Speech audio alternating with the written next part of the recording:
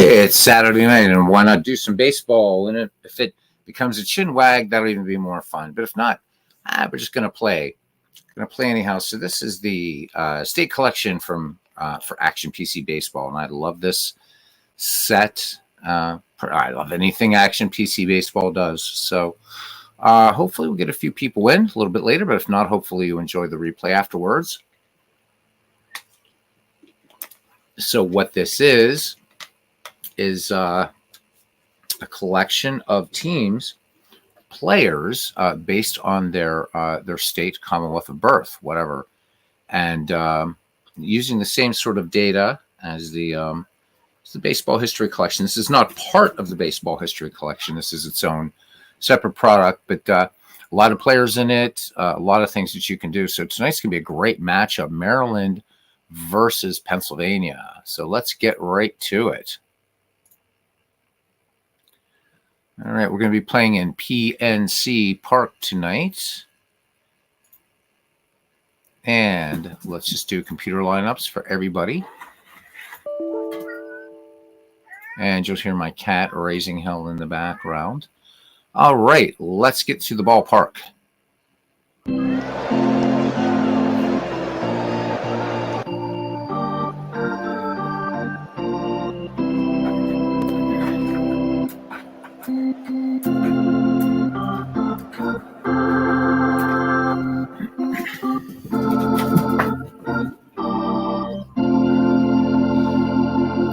All right, it is opening day, PNC Park, for the game between Maryland and Pennsylvania. Babe Ruth takes the mound for Maryland, and he will be opposed by Christy Mathewson. It's 47 degrees of game time, wind speed 3 miles per hour, in from left center, and let's play ball. All right, looking at the starting defense for Pennsylvania in left field, Del Ennis. In center field, Ken Griffey Sr. In right, Stan the Man Musial around the horn. At first base, Mickey Vernon. At second, Nellie Fox.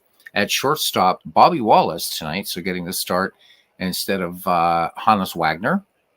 At third base, Buddy Bell catching Gene Tennyson. On the mound, Big Six, Christy Mathewson.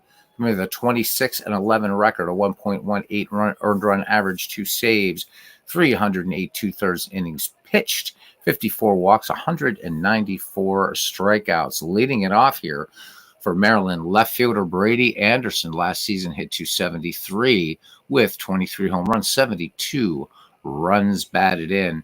Mathewson peers in, has the sign from Gene Tennis. 2-2 pitch. And this one, a swing and a miss, strikeout. So notch one for Mathewson, one away, top of the first here in Pittsburgh. It brings up third baseman Billy Werber.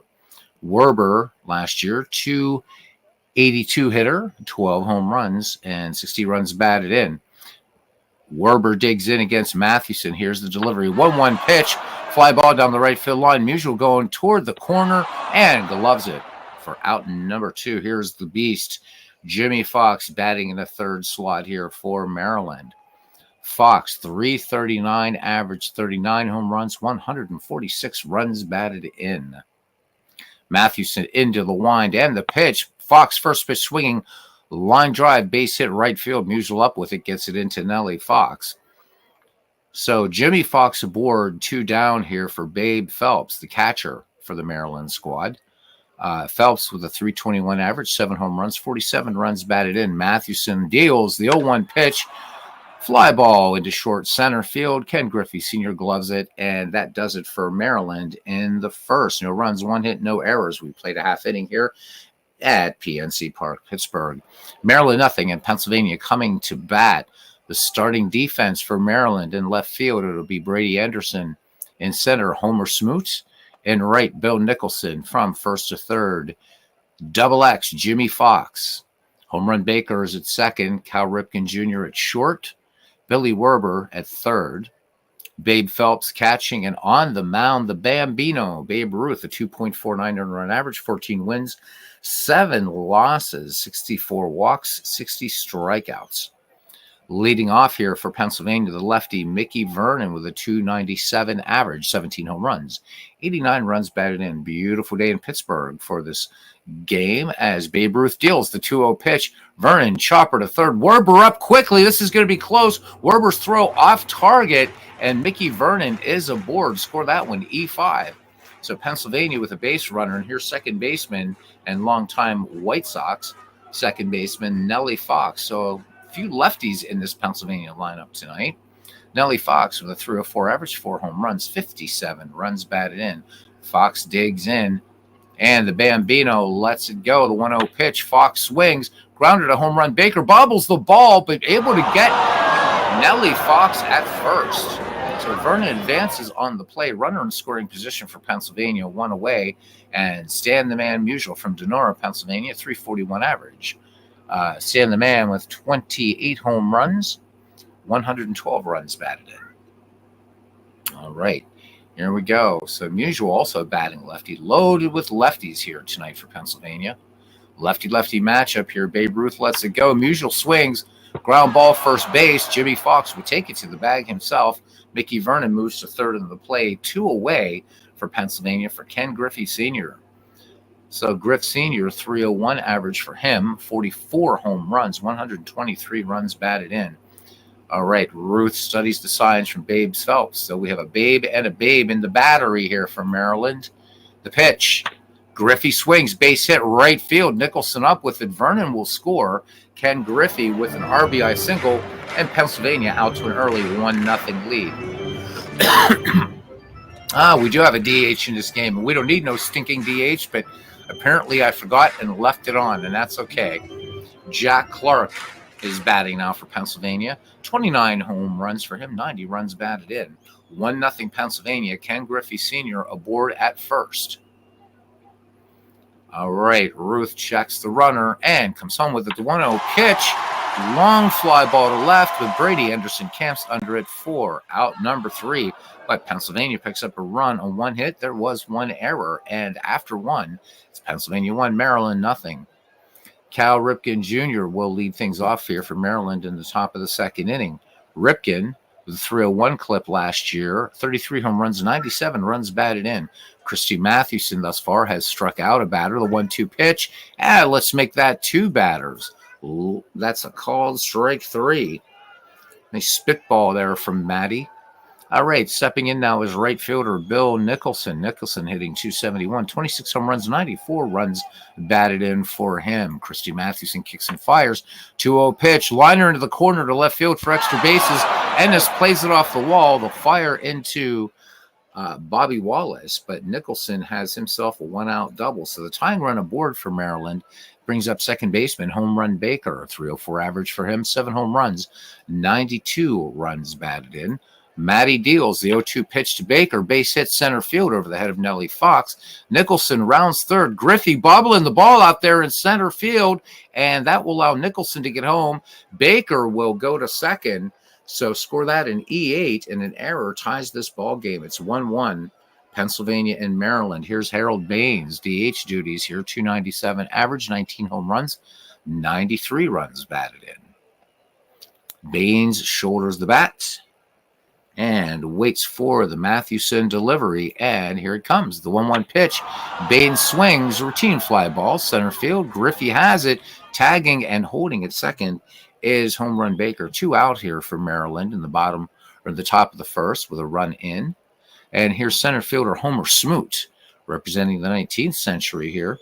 Smoot with a 288 average, 4 home runs, and 54 runs batted in for him. Good crowd here at PNC Park as Mathewson lets it go. 0-2 pitch. This one right by Smoot. And this one, Smoot just flailing at the air. That is 3 out, but a run scores from a costly error by Pennsylvania on 2 hits.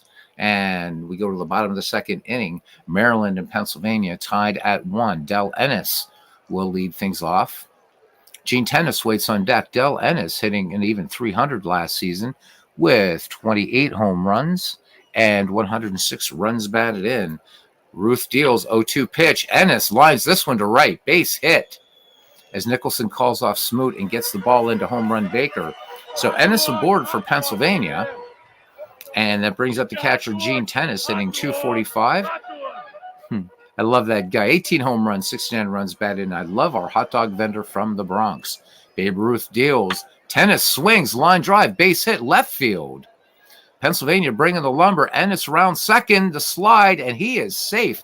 Tennis will move to second on the play.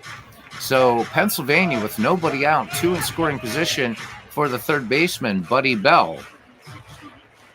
Buddy Bell, last season, a 293 average, 15 home runs, 76 runs batted in.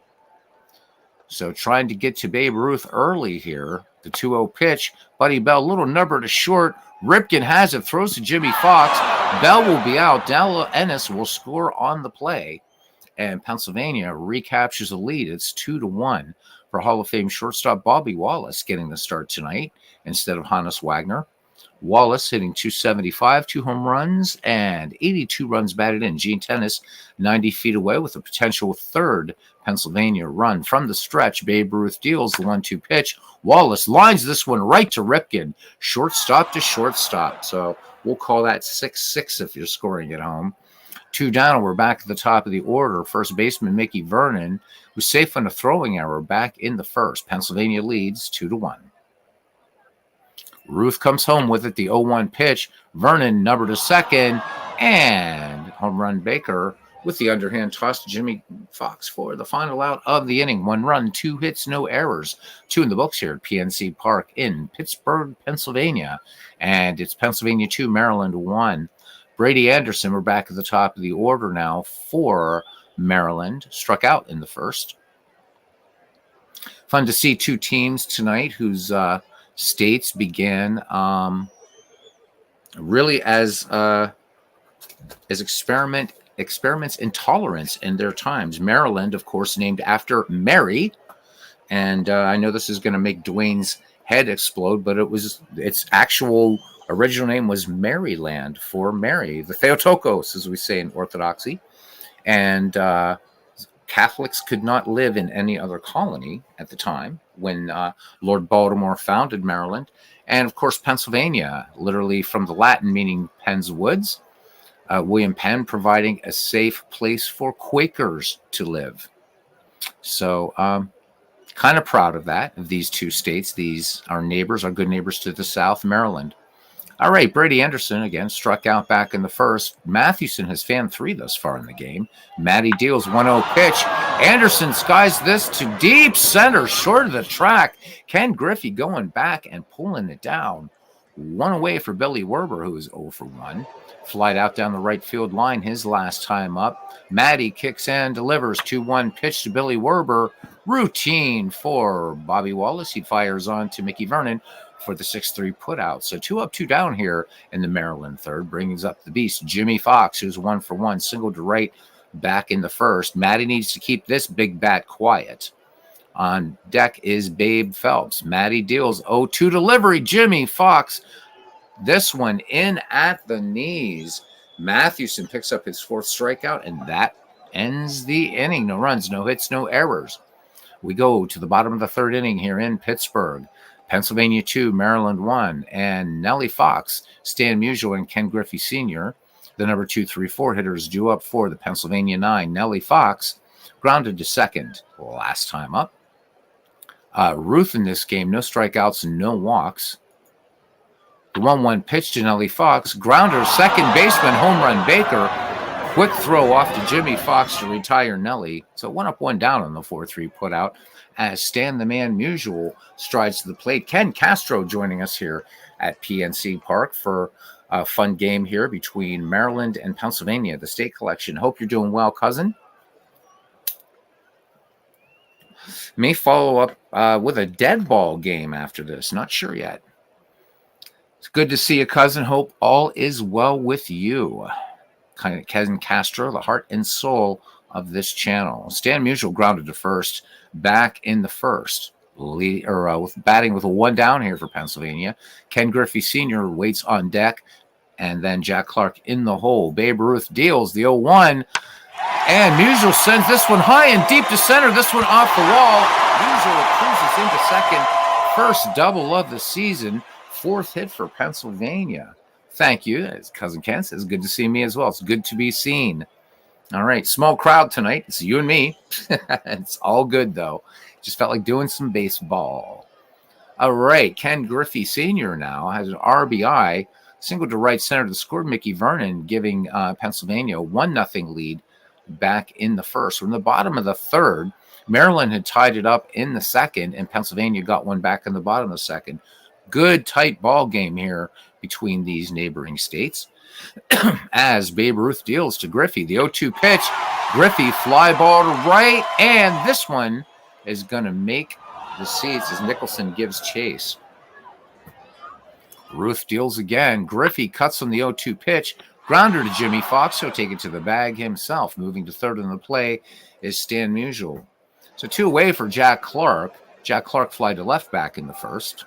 Clark with some serious power here. Could give Pennsylvania some insurance in the early goings as Ruth deals. Clark, this one missing down low. Babe Ruth giving up his first walk of the season. So runners at the corners for the Pennsylvania squad. And that brings up Del Ennis, who is 1 for 1. The left fielder singled to right center back in the second. Ruth sets and delivers the 1-0 pitch. Ennis swings up the middle. Ripken, great play. Fires onto Jimmy Fox to get Del Ennis. That does it for Pennsylvania here in the third. No runs, 1 hit, no errors. They leave 2. 3 complete, and it's the Pennsylvania squad 2 and Maryland 1. So Babe Phelps, Cal Ripken, Bill Nicholson looking to make some noise here. Babe Phelps flied to shallow right back in the first inning. As Matty deals 0-1 pitch, this one lined to the seats on the left field side, right into the grandstands. All right, Babe Phelps, 0 for 1. Back in the box. Matty deals 0-2 pitch. Liner to right. Stan Musial will have to play it on the short hop. And Babe Phelps is aboard. So these teams tied in hits, 4 apiece. And that brings up Cal Ripken. So Ripken struck out against Mathewson back in the second. Matty has fan 4 in this game. Has a quick look at Babe Phelps. Peers in, has the sign from Gene Tennis. Here's the pitch, the 1-2 pitch. And fly ball deep center. Griffey, 3 feet short of the track, makes the catch. So 1 away, Babe Phelps scampers back to the first sack. And here is right fielder Bill Nicholson. Nicholson had that double back in the second. Maryland picking up a run in that inning. 3-1, and Matty misses and issues his first free ticket. So 2 aboard for Maryland, 1 away for home run Baker. Phelps at second, Nicholson trailing at first. Home run Baker is 1 for 1. Single to center is an outfield error that scored Nicholson. That tied the game up. Nicholson deals the 0-2 pitch. Baker sends this to center. Ken Griffey's been busy out there. He will make the catch. Tagging and holding is Babe Phelps at second. All right, 2 down here in the Maryland fourth for Harold Baines. Harold Baines is 0 for 1. Fly to center back in the second. 1-2 delivery to Baines, and Baines cuts and misses. Strike 3. 5th K issued by Christy Mathewson. No runs, 1 hit, no errors. We go to the bottom of the fourth at PNC Park. Pennsylvania 2, Maryland 1. And Gene Tennis will start things off here for Pennsylvania. Single to left back in the second. Babe Ruth thus far has issued a walk, touched up for 2 runs and 4 hits. So both of these teams very strong. Probably, if we look at the rotation here for Pittsburgh, or for Pennsylvania, you've got Mathewson, Walsh, Plank, and Kovaleski. Just the top of the order right there is it's pretty scary. Looking at some of the batters here, of course, that are not in the starting lineup tonight. You got Hack, Wilson, Mike Piazza, Dick Allen, Reggie Jackson, Hannes Wagner, Sherry McGee. Just some great players. There's Roy Campanella. But this Maryland squad, nothing to sneeze at. Mark Teixeira, Al Kaline, not getting a start tonight, or Charlie Keller. Lefty Grove, Babe Ruth, Eddie Rommel. I've got to give the edge to Pennsylvania as far as pitching goes, but this one nothing to sneeze at either. All right, back to the ball game now. Gene Tenace is 1-for-1, single to left. And the lefty, Babe Ruth, deals. Tenace swings in this 1-1 pitch. High chopper to Ripken. It sure pulls it down, gloves it, fires across to Jimmy Fox for the 6-3 putout. So 1 up and 1 down here in the bottom of the 4th for Pennsylvania. And here's third baseman Buddy Bell. And what a baseball dynasty, the Bell family. So grounded to short, and Del Ennis had scored back in the 2nd. And Ruth's delivery, routine ground ball to Cal Ripken, 6-3 putout as he fires onto the beast. So 2 up, 2 down here for Pennsylvania. It brings up Bobby Wallace batting in the 9 slot. Babe Ruth deals, 2-1 pitch. Ground ball, uneventful inning. Fox will take it to the bag himself. So Pennsylvania goes 1-2-3. We go to the top of the 5th. Still, Pennsylvania leading Maryland 2-1. John DFW joining us here at PNC Ballpark. How you doing, John? It's good to see you. John out in Colorado. All right, so moving up a little north there from the Lone Star State. Thanks for coming in, bud. Appreciate it. All right, here's Homer Smoot. Homer struck out back in the 2nd, so Mathewson with 5 strikeouts in this game thus far, holding on to a 2-1 lead. A little bit of a pitcher's duel here between Christy Mathewson and Babe Ruth. As Matty deals, Smoot, first pitch swing, liner, and Mathewson leaps and grabs it. Beautiful play there by Big Six from Factoryville, Pennsylvania. All right, Brady Anderson, 0-for-2. We're back at the top of the Maryland order. Brady Anderson has struck out and flown out. Matty deals, 2-1 pitch, and this one, grounder, base hit to right, past Mickey Vernon. Stan Musial up with the pill and fires into Nellie Fox. See, Brady Anderson now aboard, and he will pill for some bases. Last season, 27 thefts for Brady Anderson. All right, here's the third baseman, Billy Werber, 0-for-2 thus far against Mathewson. He's flown out and grounded to Bobby Wallace. Matty has a look over at Brady Anderson. Mickey Vernon holding him tight to the bag. There goes Anderson. The throw down by Gene Tenace. The tag not in time. Brady Anderson picks up the steal. So the tying run now in scoring position for Maryland. Billy Werber back in the box. The 0-1 pitch. Werber cuts on this, base it up the middle. Griffey has it. Werber tearing for second. And that's an RBI double. And here in the top of the 5th, Maryland ties it back up. It's 2-2. Excellent ball game. As John says, he's going back to Texas tomorrow. Hope you had a good time in Colorado, whether it was for business or plaisir. This is good to see a stream. Thank you, my friend. Really appreciate it. I miss doing it. All right, here's Jimmy Fox now. Maryland ties it back up here in the 5th, and the Beast struck out his last time up. Matty deals, and they're going to intentionally walk Jimmy Fox to set up the double play, and probably a good idea to just walk Jimmy Fox in this situation. So they're going to pitch to Babe Phelps. Phelps is 1-for-2, line to single his last time up. So Mathewson in a little bit of a pickle here now. It's been pretty strong in this game, but we'll see. 1-2 pitch, routine fly ball, lofted to left. Del Ennis pulls it in, makes the catch. Nowhere for Billy Werber to go, as with Ennis coming in on the ball. Ken greeting John here as Cal Ripken Jr. steps in, flied out his last time up. Also a strikeout victim of Mathewson. Matty looking to get out of it here, just surrendering 1 run. He deals the 1-0 pitch. Ripken swings. Great play, diving stop from the knees. Throw by Buddy Bell onto Mickey Vernon to get Cal Ripken for out number 3. Great play by Buddy Bell. But Maryland picks up a run and ties it up on 2 hits. There were no errors. We go to the bottom of the 5th inning. Maryland and Pennsylvania knotted at 2. So quick reminder, McGreevy will be coming up within a matter of a few weeks. The next McGreevy League will be done in Out of the Park Baseball. So if you're a member of the Ned McGreevy Discord, please let me know if you're interested. It's going to be very, very minimal involvement. No manager files, no anything like that.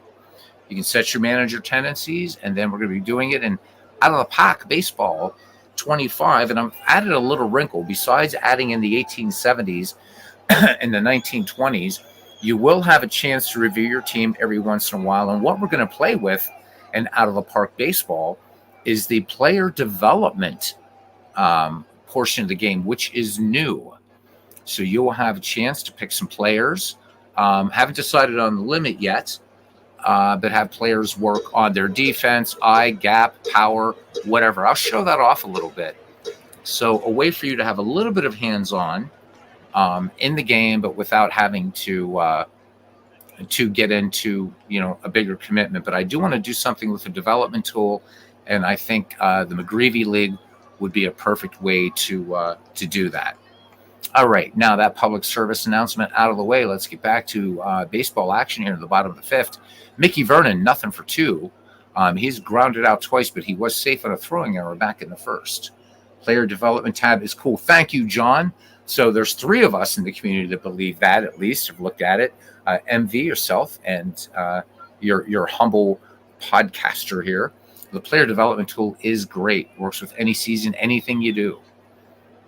Good stuff. So think about this, baseball replayers. If you want to shake up your replay a little bit and feel a little bit more involved, the player development tool is something really cool in Out of the Park 25. Love it.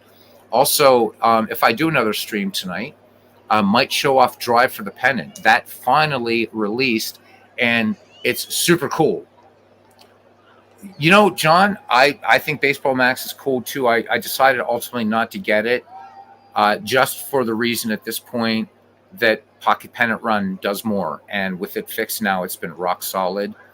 I may revisit Baseball Max down the line once they start adding the ability to play teams from different seasons. Then I'll jump on board. But it's a good game, man. It's a good game. I gave it the 3-day trial, and I really liked it. But for just doing that sort of thing right now, Pocket Pennant Run just does so much more for $29. But yeah, man, you play what you love, and Baseball Max is a cool game. All right, here we go. Babe Ruth deals full count on Mickey Vernon. Mickey Vernon swinging on the full count pitch. Babe Ruth dropping in the hammer there. So one away. Babe Ruth picks up his first strikeout of the game. Ruth up to 57 pitches. Here's Nellie Fox now. Big old chaw there in his left cheek, as you can see. He is grounded to second twice. All right, Babe Ruth deals 0-1 pitch. Fox puts this one in the air to right, and Bill Nicholson puts it right into his glove. 2 up, 2 down here for Pennsylvania, and here's Stan the Man Musial, doubled his last time up. Ruth deals 2-1 pitch. Musial sends this one deep to left. Does it have the distance? Brady Anderson, covering a lot of range out there, makes the catch. That does it for Pennsylvania here in the 5th inning. No runs, no hits, no errors. Top of the 6th, and we are knotted at 2. John says he's playing out the 1991 season on Baseball Max. Awesome. Says it works great on his iPad. Yeah, the portability is a big thing for Baseball Max. So good stuff. My offline thing, as far as other than PC, has been Out of the Park Go. Replaying 1934 in that. But yeah, Baseball Max is good, man. It really is. In fact, I'm hoping, I don't know about Strat players. I'm not a Strat player, but I think that would be what they should do is take that interface and just completely rewrite their PC game. And I think they would have a pretty fine product in their hands. All right, Bill Nicholson leads things off here for Maryland here in the top of the 6th. He's doubled and walked. Matty deals 1-2 pitch. Nicholson becomes strikeout victim number 6. Strike 3 called. Mathewson coming with that legendary fadeaway pitch that we know as the screwball. So 1 away. Home run Baker, 1 for 2. Matty deals. Baker, first pitch swinging. Griffey ranging far to his left and makes the catch up against the wall. Brilliant play out there by the Pennsylvania center fielder. So 2 down. Mathewson with a doff of the cap as Harold Baines settles in on the left side of the box. Baines, nothing for two. He's flown to center and struck out. 1-2 pitch for Matty, and Harold Baines swing and a miss. Again on the fadeaway, and that is strikeout number 7. So Maryland does nothing against Mathewson in that inning. We go to the bottom of the 6th. We are still knotted at 2. Tight ball game. Babe Ruth versus Christy Mathewson. Nice pitching duel here. All right, Ken Griffey, Jack Clark, Del Ennis batting for the Keystoners here. RBI single for Ken Griffey back in the first, 1 for 2. Babe Ruth lets it go, 3-1 pitch down low, and Griffey will take a walk to first. Second free ticket issued by the Bambino, and here comes Jack Clark. Walked back in the third, he's 0 for 1. Ruth deals, 0-2 pitch, Clark grounded to third. Werber, great play, pounces on the ball, somehow able to get the throw to get Griffey at second. So Jack Clark on the fielder's choice. Billy Werber flashing the leather at the hot corner. Del Ennis is singled and grounded out. Bats from the right-hand side here against Babe Ruth. Ennis first pitch swinging, grounded up the middle. Ripken has it on to Jimmy Fox to retire Ennis in the 6-3 putout.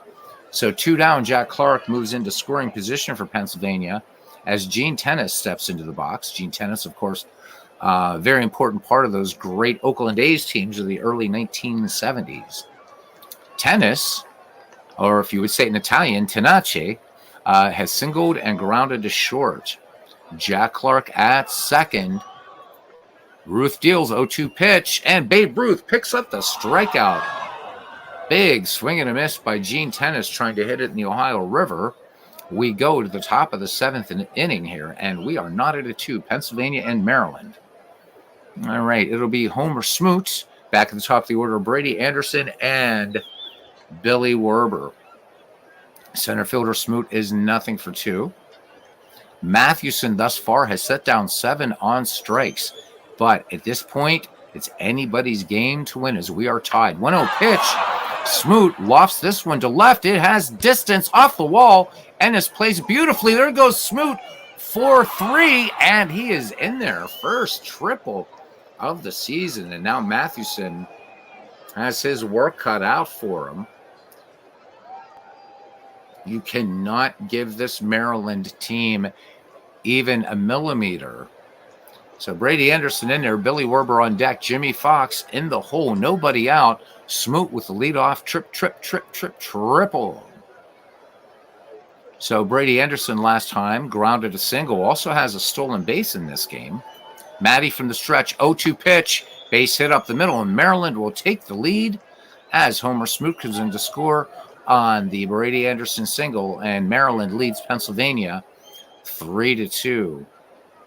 Billy Werber 1 for 3, his last time up, RBI double that scored Brady Anderson, who's now on first. Pennsylvania battery needs to watch out for Brady Anderson. He will go. Mathewson throwing over to Vernon to keep him honest. Vernon's tag not in time. Matty brings it home, 2-1 pitch. Werber sends this one deep to right field. Musial makes the catch. Anderson scampers back to first. 1 away now. Here comes the beast, Jimmy Fox. Intentionally walked back in the 5th to try to set up a double play ball. Matty deals. Fox swinging on the first pitch. This one high. This one not deep enough. Ennis has it at the track. So 2 away. Mathewson 1 out away from keeping the damage to a minimum at 1. But here's Babe Phelps. Phelps 1 for 3.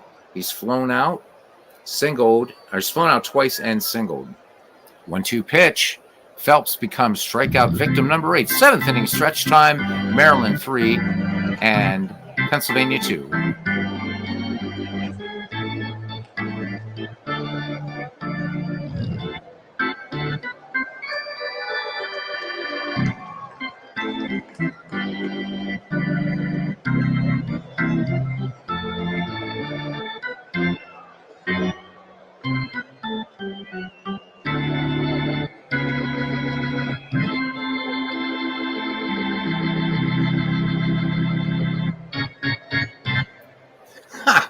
Welcome in, Pesky Pole. He says, hello, everyone. Checking in from Tybee Island on vacation with the family. Kids finally fell asleep. He says, long day in the ocean, and he has sand in his areas he doesn't want to talk about. Welcome in, man. It's good to see you. Glad you're having fun. Sand notwithstanding. All right, Buddy Bell here starts things off in the bottom of the 7th for Pennsylvania. Be Buddy Bell, Bobby Wallace, and Mickey Vernon due up. Although we're probably going to see a pinch hitter for Bobby Wallace at this point in the game. Buddy Bell, nothing for 2. Grounded to short his last time up. Babe Ruth has the sign from Babe Phelps. Here's the 0-2 pitch, fouled back. So Buddy Bell gets another look at the Bambino. Here's the 0-2. Bell swings, base hit up the middle. So here comes Pennsylvania, and Bobby Wallace's day is done. And pretty obvious, so we're going to go to Hannes Wagner. So Hannes Wagner will pinch hit. Did not get the start tonight. Looking at Wagner's numbers for last year, superb as you would imagine, a 348 average, 7 home runs, 101 runs batted in, 47 steals. So Buddy Bell at first. Let's go to our bench here and see what we got. I think we'll go with I'm going to go with Sherry McGee. All right. So Sherry McGee will come on to pinch run, Hannes Wagner to pinch hit. And we're going to do a little bit of Ken Castro action here, I think. Let's look at McGee's stolen base numbers here. Not too bad. If it was Wagner on first, I would do the run and hit. I think we're going to do a hit and run. All right, Ruth checks the signs from Phelps. Phelps ready to throw down to second. Let's see what happens. The pitch, there goes McGee. And this one fouled on the right-hand side. So we'll reset and do it all over again. And we are going. So Cousin Ken calling for a straight steal. Let's do it. Let's go a straight steal with Sherry McGee and see what happens rather than the hit and run. Here's the pitch. And the throw down to McGee is safe. Cousin Ken Castro, once again, showing us why he could pretty much outmanage anybody in the first McGreevy iteration. All right, so Pennsylvania with a runner now, the tying run in scoring position. Wagner back in the box. Ruth ready to deal to the Flying Dutchman. They're going to intentionally walk Wagner for Mickey Vernon, and Mickey Vernon's day, I think, is done as well. Doug Hunt joining us here. Hey, Doug, good to see you. Saw you in Robert's broadcast earlier tonight. Robert redoing the 1969 season in Inside Pitch, Cards and Dice Baseball. Cousin Ken, I think we need to bring on some power here. We got some speed. Got to go with average here, I think. I think we bring on Piazza. Yep, we're going to bring on Mike Piazza to pinch hit. All right, Piazza, 333 average, 36 home runs, 108 runs batted in. Dwayne Martz joining us, man. I thought we were going to come on earlier. Have you on here. We got a Pennsylvania-Maryland matchup, my friend. Good to see you. So Dwayne has been doing his awesome World Series project. Also, the Bats pre-1961 expansion. So check it out, man. Dwayne always doing some great baseball on his channel. All right, speed on the base paths. Nobody out. Cousin, I don't think we take the bat out of Piazza's hands. We got to let him swing away. It's tempting to start McGee and Wagner on the pitch, but let's see what Piazza can do with this power. All right, here we go. Pennsylvania down 3-2. This has been a real good tight ball game between neighbors. Ruth deals, and Ruth walks Piazza. Now the bases are loaded, and I do believe Nellie Fox's day will be done as well. Let me see. Because Cousin Ken is here and because he's a Phillies fan, I think we're going to bring in Dick Allen. All right, so let's look at Dick Allen wearing his Phillies hat there. Dick Allen, a 308 average, 36 home runs, 94 runs batted in. Pennsylvania has the bases loaded.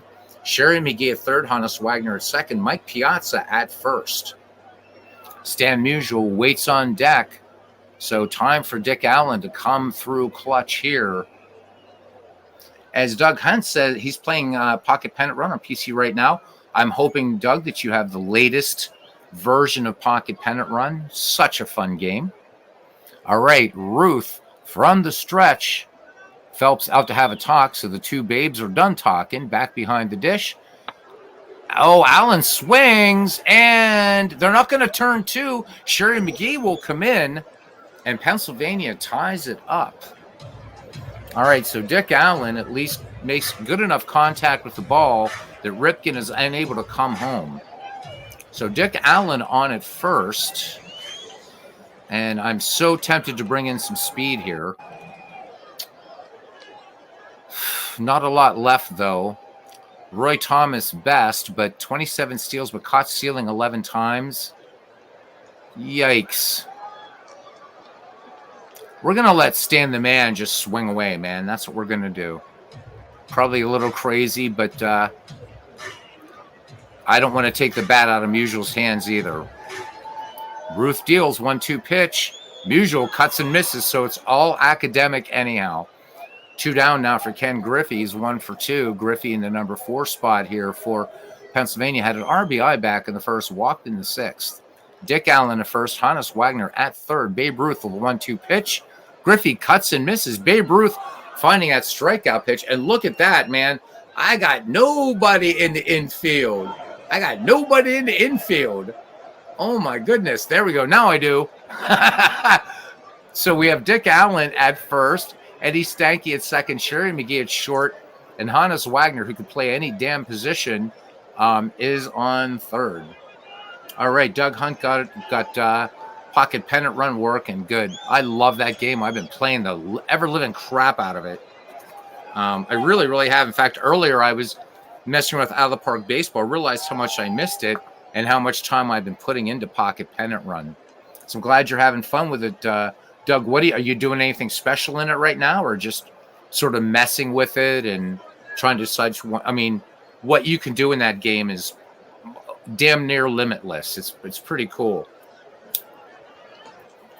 I like to do random box score replays. Those are fun.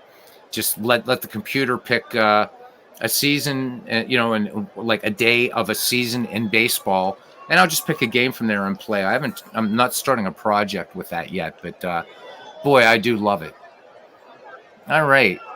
Best $29 I've spent in a baseball game in a while. The last best $29 I spent on a baseball game was Digital Diamond. All right, Cal Ripken, a frustrated 0 for 3 as we enter the top of the 8th inning. Mathewson at 105 pitches. He's good to go. So right now, it is addictive. It's really fun. Matty deals 0-1 pitch, and Ripken rips this one into right. Ripken going for 3, and the tag by Honus Wagner. And here we go again. So the triples hurting Matty, despite the 8 strikeouts in the game. So each time Maryland just had a runner on third, they have capitalized, or it has capitalized, I should say. Sorry for my bad grammar. Here's Bill Nicholson. He is 1 for 2 with a walk. Matty works from the stretch, and look at that one. The infield was drawn in, swing and a miss. So big strikeout for Christy Mathewson, number 9. And here comes home run Baker. 1 for 3 in the contest. Baker, a single back in the second that scored Nicholson. So Ripken kind of teasing down the left field line a little bit, third base line there. Matty glances, checks, 3-1 pitch. Baker up the middle. This will be an RBI single for home run Baker. Griffey up with the ball. Maryland now back on top, 4-3. What a great ball game this one has been. And here's Harold Baines. He is nothing for 3. And there goes home run Baker. The throw down by Gene Tennis. The tag by Sherry McGee, not in time. Home run Baker picks up the steal. Baines back in the box now. The 0-1 pitch. Baines swings. Base hit over the head of Dick Allen into right. And coming around to score is home run Baker. And this is the first time in this ball game that either team has held more than a one-run lead. So Maryland now in the top of the eighth, leading Pennsylvania 5-3. So in this epic joust between Babe Ruth and Christy Mathewson, it looks like they have found the hold in the armor that may just on a horse, Big Six. Looking at this Pennsylvania bullpen, however, pretty formidable. But we're gonna make a mound trip to Big Six, and he says, I'm strong. Just going to let him in there, playing a little bit of John McGraw here. John McGraw, of course, would be managing the New York team. Although I guess we could let, we'd have to. We'll let John McGraw manage the New York team since he's from Truxton. All right, Harold Baines at first. 5-3 Maryland lead. One down. Big Six deals. 3-0 pitch missing. Homer Smoot. Good eye up there. Third walk issued by Mathewson, and Maddie's day is done. We are going to bring in, boy, it's an embarrassment of riches. I think we're going to bring in Sam McDowell. So Maddie's day is done. He cannot win this game. Sam McDowell's numbers, a 282 earned run average, 14 wins, 12 losses. Here we go. As it should be a great lefty for the Yankees, beating a great lefty for the Giants. Ha, ha, ha. Except that Maddie was right-handed, but we'll let that one go. All right. Anyhow, as it should be. I should get Dwayne on here right now so that he can. Oh, Matthews. You can't hate the New York Giants. Come on, man. They didn't hurt your Braves. Well, maybe they did. I don't remember. Love Dwayne, man. You gotta love him. All right. So anyhow, Harold Baines at second, Smoot trailing him at first. Brady Anderson 2 for 4. Maryland wins this one. I think Brady Anderson gets MVP of the game. All right, McDowell is finished with his warm-up pitches, and the southpaw delivers. 2-2 pitch. Brady Anderson grounded deep to Stanky to McGee. 4-6-3 double play, and they get out of it. But Maryland picks up 2 big runs on 3 hits. There were no errors. We go to the bottom of the 8th. Maryland leads Pennsylvania 5-3 in this Action PC State League. You guys got to pick this up if you want to wait for when it's on sale. But a set you can have a lot of fun with if you're on a budget. This is certainly fun. About 1,000 players in this. I think there's 30 or 32 teams. Good stuff. All right. Anyhow, the number 5, 6, 7 hitters due up here to be Jack Clark, Dale Ennis, and Gene Tennis. Jack Clark, we're going to leave him. No, we're not. Let's see. Do we want to? Yep. We're going to switch up here. I'm going to let the chat decide. We'll let the chat decide. So this is who we have on the Pennsylvania bench. We've got Roy Thomas, Reggie Jackson as lefties, and righties we got Roy Campanella and Hack Wilson. So, and then we have switch hitter Ripper Collins. First name that comes up is the first name that comes into pinch hit. Little Saturday night baseball action here as I'm trying to slowly get back into the whole streaming thing. Okay, we're going to wait a few more seconds here, and if I don't see a name, I'm going to have to pick somebody.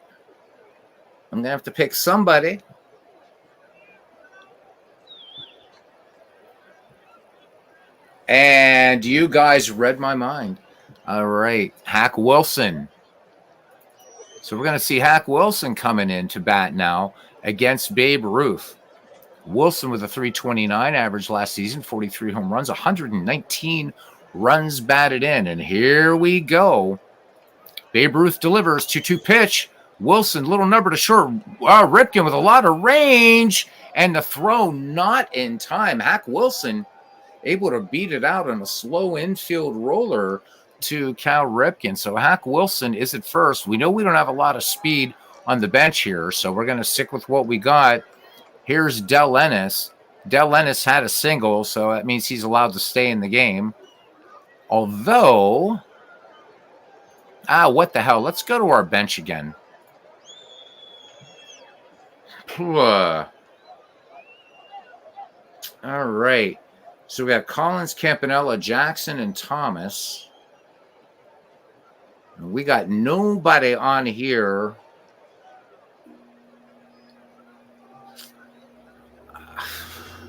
I think we're going to go with I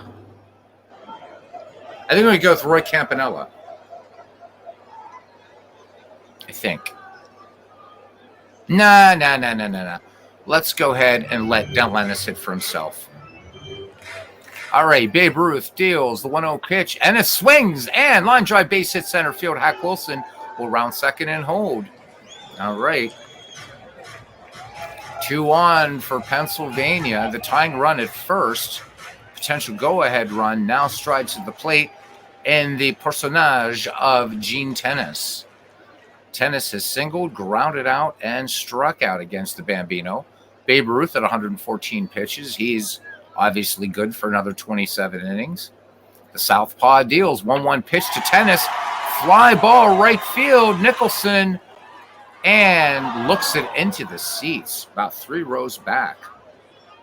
Gene Tennis back in the box. The 1-2 pitch. And Babe Ruth misses, and Pennsylvania loads him up for Sherry McGee. Sherry McGee making his first plate appearance in this game.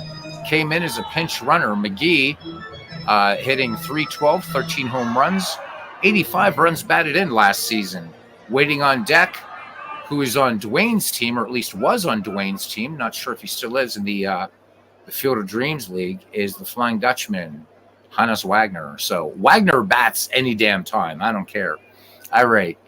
Hack Wilson at third, Del Ennis at second, Gene Tennis at first. Ruth ready to deal to McGee. And I say those names, and I so want to now get back to doing dead ball baseball. God. 0-1 pitch. McGee swings. Grounder to Fox. Fox will go to Ripken. However, hard slide by Gene Tennis. They will not turn 2. Hack Wilson comes in to score. Pennsylvania gets one back here in the bottom of the 8th. It is 5-4. Hell of a ball game we got here. Sherry McGee, we're sending McGee. And this time, I think we're going to attempt a hit and run. All right, Hannes Wagner making his first plate appearance. Or no, second one. He was intentionally walked. Infield in, looking for a bunt from Wagner. Looking for a possible suicide squeeze. McGee's... You know what? You only live once, man. We're going to do a run and hit. McGee's going to go. Hopefully Wagner makes some contact here. Babe Ruth lets it go. There goes McGee. Wagner fouls it back. Rewind, do it again. Infield staying in. We're going to run and hit. McGee off with a pitch. Throw down. They will. McGee caught stealing. Oh, that was huge by Maryland. Huge. All right, Hannes Wagner batting with a man at third. 2 down. Here's the delivery by Babe Ruth. Wagner swings. Easy bounder to Ripken, who fires onto Jimmy Fox to retire the side. Pennsylvania does pick up a run on 2 hits, no errors. We go to the 9th. It's Maryland 5 and Pennsylvania 4. Hell of a ball game. The line for Maryland, 5 runs, 11 hits, 1 errors, 8 left on. For Pennsylvania, 4 runs, 7 hits, 1 error, and also 8 left on. So a good one back and forth all the way. All right, Sam McDowell will face the number 2, 3, 4 in the lineup for Maryland. Billy Werber, Jimmy Fox, and Babe Phelps. McDowell deals 3-1 pitch, and he misses. McDowell is out of there. And,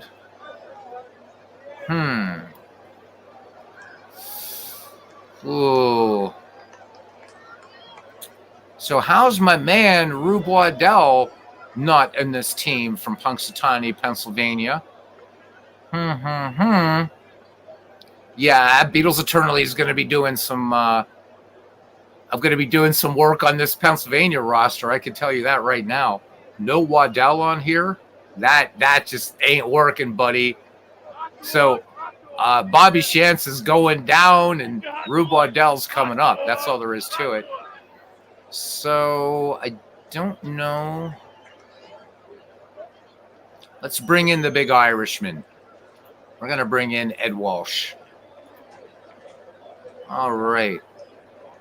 So Walsh, a 1.74 under an average, 23 and 15 record, 342 innings pitched, 56 walks, 211 strikeouts. Master of the spitball. Batter said that they swore that the ball disintegrated and it was spit across the plate and rematerialized into a ball when it got to the catcher's pillow. All right, Jimmy Fox, 1 for 3 here for Maryland as we begin the 9th inning. Thanks for coming in tonight, guys. I really, really appreciate it. All right, the fine Irish tenor deals, throws over Billy Werber back ahead of Dick, don't call me Richie Allen's tag. Walsh comes home with it, 0-1 pitch. Jimmy Fox drills this to left center field. Griffey up with it. Billy Werber tearing around second, will make third easily. Ed Walsh in trouble here. Runners at the corners. Babe Phelps, 1 for 4. Phelps singled back in the 4th. Jimmy Fox at first. Billy Werber at third from the stretch. The 1-1 pitch. Phelps up the middle. Stanky has it to McGee, to Allen. They will turn 2, but Billy Werber will come in to score. And Maryland once again with a 2-run cushion. 6-4. Here is Cal Ripken. 6-4 your score. Walsh deals, 2-2 pitch, popped in the infield. Sherry McGee, Eddie Stanky converging, and McGee waves him off and makes the putout out number 3. Allow Walt Larian to catch. Yep, absolutely. All right. So we're going to let Eddie Stanky hit. No, we're not. Roy Campanella's been calling out to me, so Roy Campanella's coming into the game. So Pennsylvania hitting its bench hard against this tough Maryland team. Long season to go, and this is a season I'll be playing all the way through. Most of it offline. All right, Babe Ruth ready to face Campy. Campanella, 281 average, 21 home runs, 95 runs batted in. A great catcher from the Brooklyn Dodgers. Ruth deals the 0-1 pitch. Campanella, base hit to right. I should listen to me more often. All right, Campanella aboard now for Dick Allen, who is 0 for 1. So when he grounded back in the 7th, he forced Piazza at second, but Sherry McGee scored. Dick Allen with a swing of the bat could tie it up here. Beautiful day in Pittsburgh, calm and sunny. Babe Ruth deals 1-1 pitch. Allen swings, grounded up the third base line. Werber would go to Baker, but Campanella prevents the relay throw. So fielder's choice puts Dick Allen on at first. Stan Musial, 1 for 4. The pitch, 3-1. Babe Ruth misses, and Stan Musial draws the walk. And that is the 6th walk issued by Babe Ruth in this contest. Ken Griffey Sr., 1 for 3. Thou shalt not pinch hit for Ken Griffey Sr. Babe Ruth deals 1-2 pitch. Bounding ball at the first base line. Jimmy Fox will take this one unassisted. So 2 down. PNC Park, great place. It sure is, Doug. Beautiful ballpark. Babe Ruth is at his EPC, but we're going to leave that to the computer manager. He deals to Hack Wilson. Wilson swings and bobble back, but Ruth bobbles it on the mound, and that allows Hack Wilson to be safe. And run scores, and Pennsylvania trying to get back in this one, 6-5. Score that one in E1. And here comes Del Ennis, 2 for 4. Hack Wilson at first. Stan Musial at third. 2 down in the bottom of the 9th. In a back and forth game between neighboring states, Pennsylvania and Maryland. Or in for Dwayne's honor, Maryland. All right, here we go. Ruth from the stretch. Ennis swings, base hit, right field. Pennsylvania ties it up. Hack Wilson rounding second. He will make it to third. Third hit today for Del Ennis, and it's a whole new ball game. All right.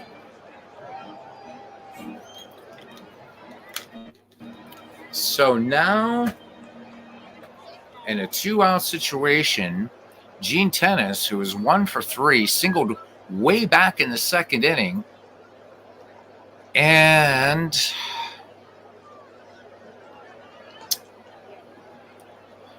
boy, oh boy, oh boy. Ripper Collins. We'll go with percentages on here. Ripper Collins numbers, native of Altoona, Pennsylvania. A 289 average, 19 home runs, 84 runs batted in. The 1934 home run champion for the National League. Babe Ruth from the stretch to Ripper Collins, 2 down here, bottom of the ninth, 6-6 your score. Collins swings, base hit, and he walks it off. RBI single. Hack Wilson scores, and Pennsylvania squeaks by Maryland. One of the best games in a while that I've done on this channel. Let's look at our recap here. So Pennsylvania goes to 1-0. Maryland 0-1. Pennsylvania 7 runs, 10 hits, 1 error. Maryland 6 runs, 12 hits, 2 errors. What a great ball game on both sides. Highlights for Maryland. Homer Smoot went 1 for 3 with a triple. Home run Baker goes 2 for 4 with stolen base. For Pennsylvania, it's Del Ennis who goes 3 for 5. Babe Ruth takes a loss, goes to 0-1. Ed Walsh comes in and gets the win. He is 1-0. Thanks, guys. Really, really appreciate it. I didn't know you were half an hour away from PNC Park, Doug. I knew that you would root for the Bucks when Robert has a Bucco game on, but I didn't know, man. I lived and worked in Pittsburgh for a time in one of my trips back here as a magic demonstrator in a magic shop, and also, of course, as a professional magician. So, wow. So you're nearby the Berg. Oh, you're welcome, Cousin Ken. You are welcome. All right, let's look at some highlights here. So no home runs in this game. But it was a day for triples as Maryland had 2. Cal Ripken Jr. and Homer Smoot each with triples. Not a lot to talk about. Pennsylvania going to its bench a lot, and it paid off. I mean, we look at the scoring summary here. This game was back and forth. Twice Maryland holding a 2-run lead, but Pennsylvania able to pull it out in the end. Let's look at pitching. Babe Ruth went 8 2/3 for Maryland, 10 hits, 7 runs, but only 3 of those runs were earned. So those errors hurting the Maryland squad a little bit.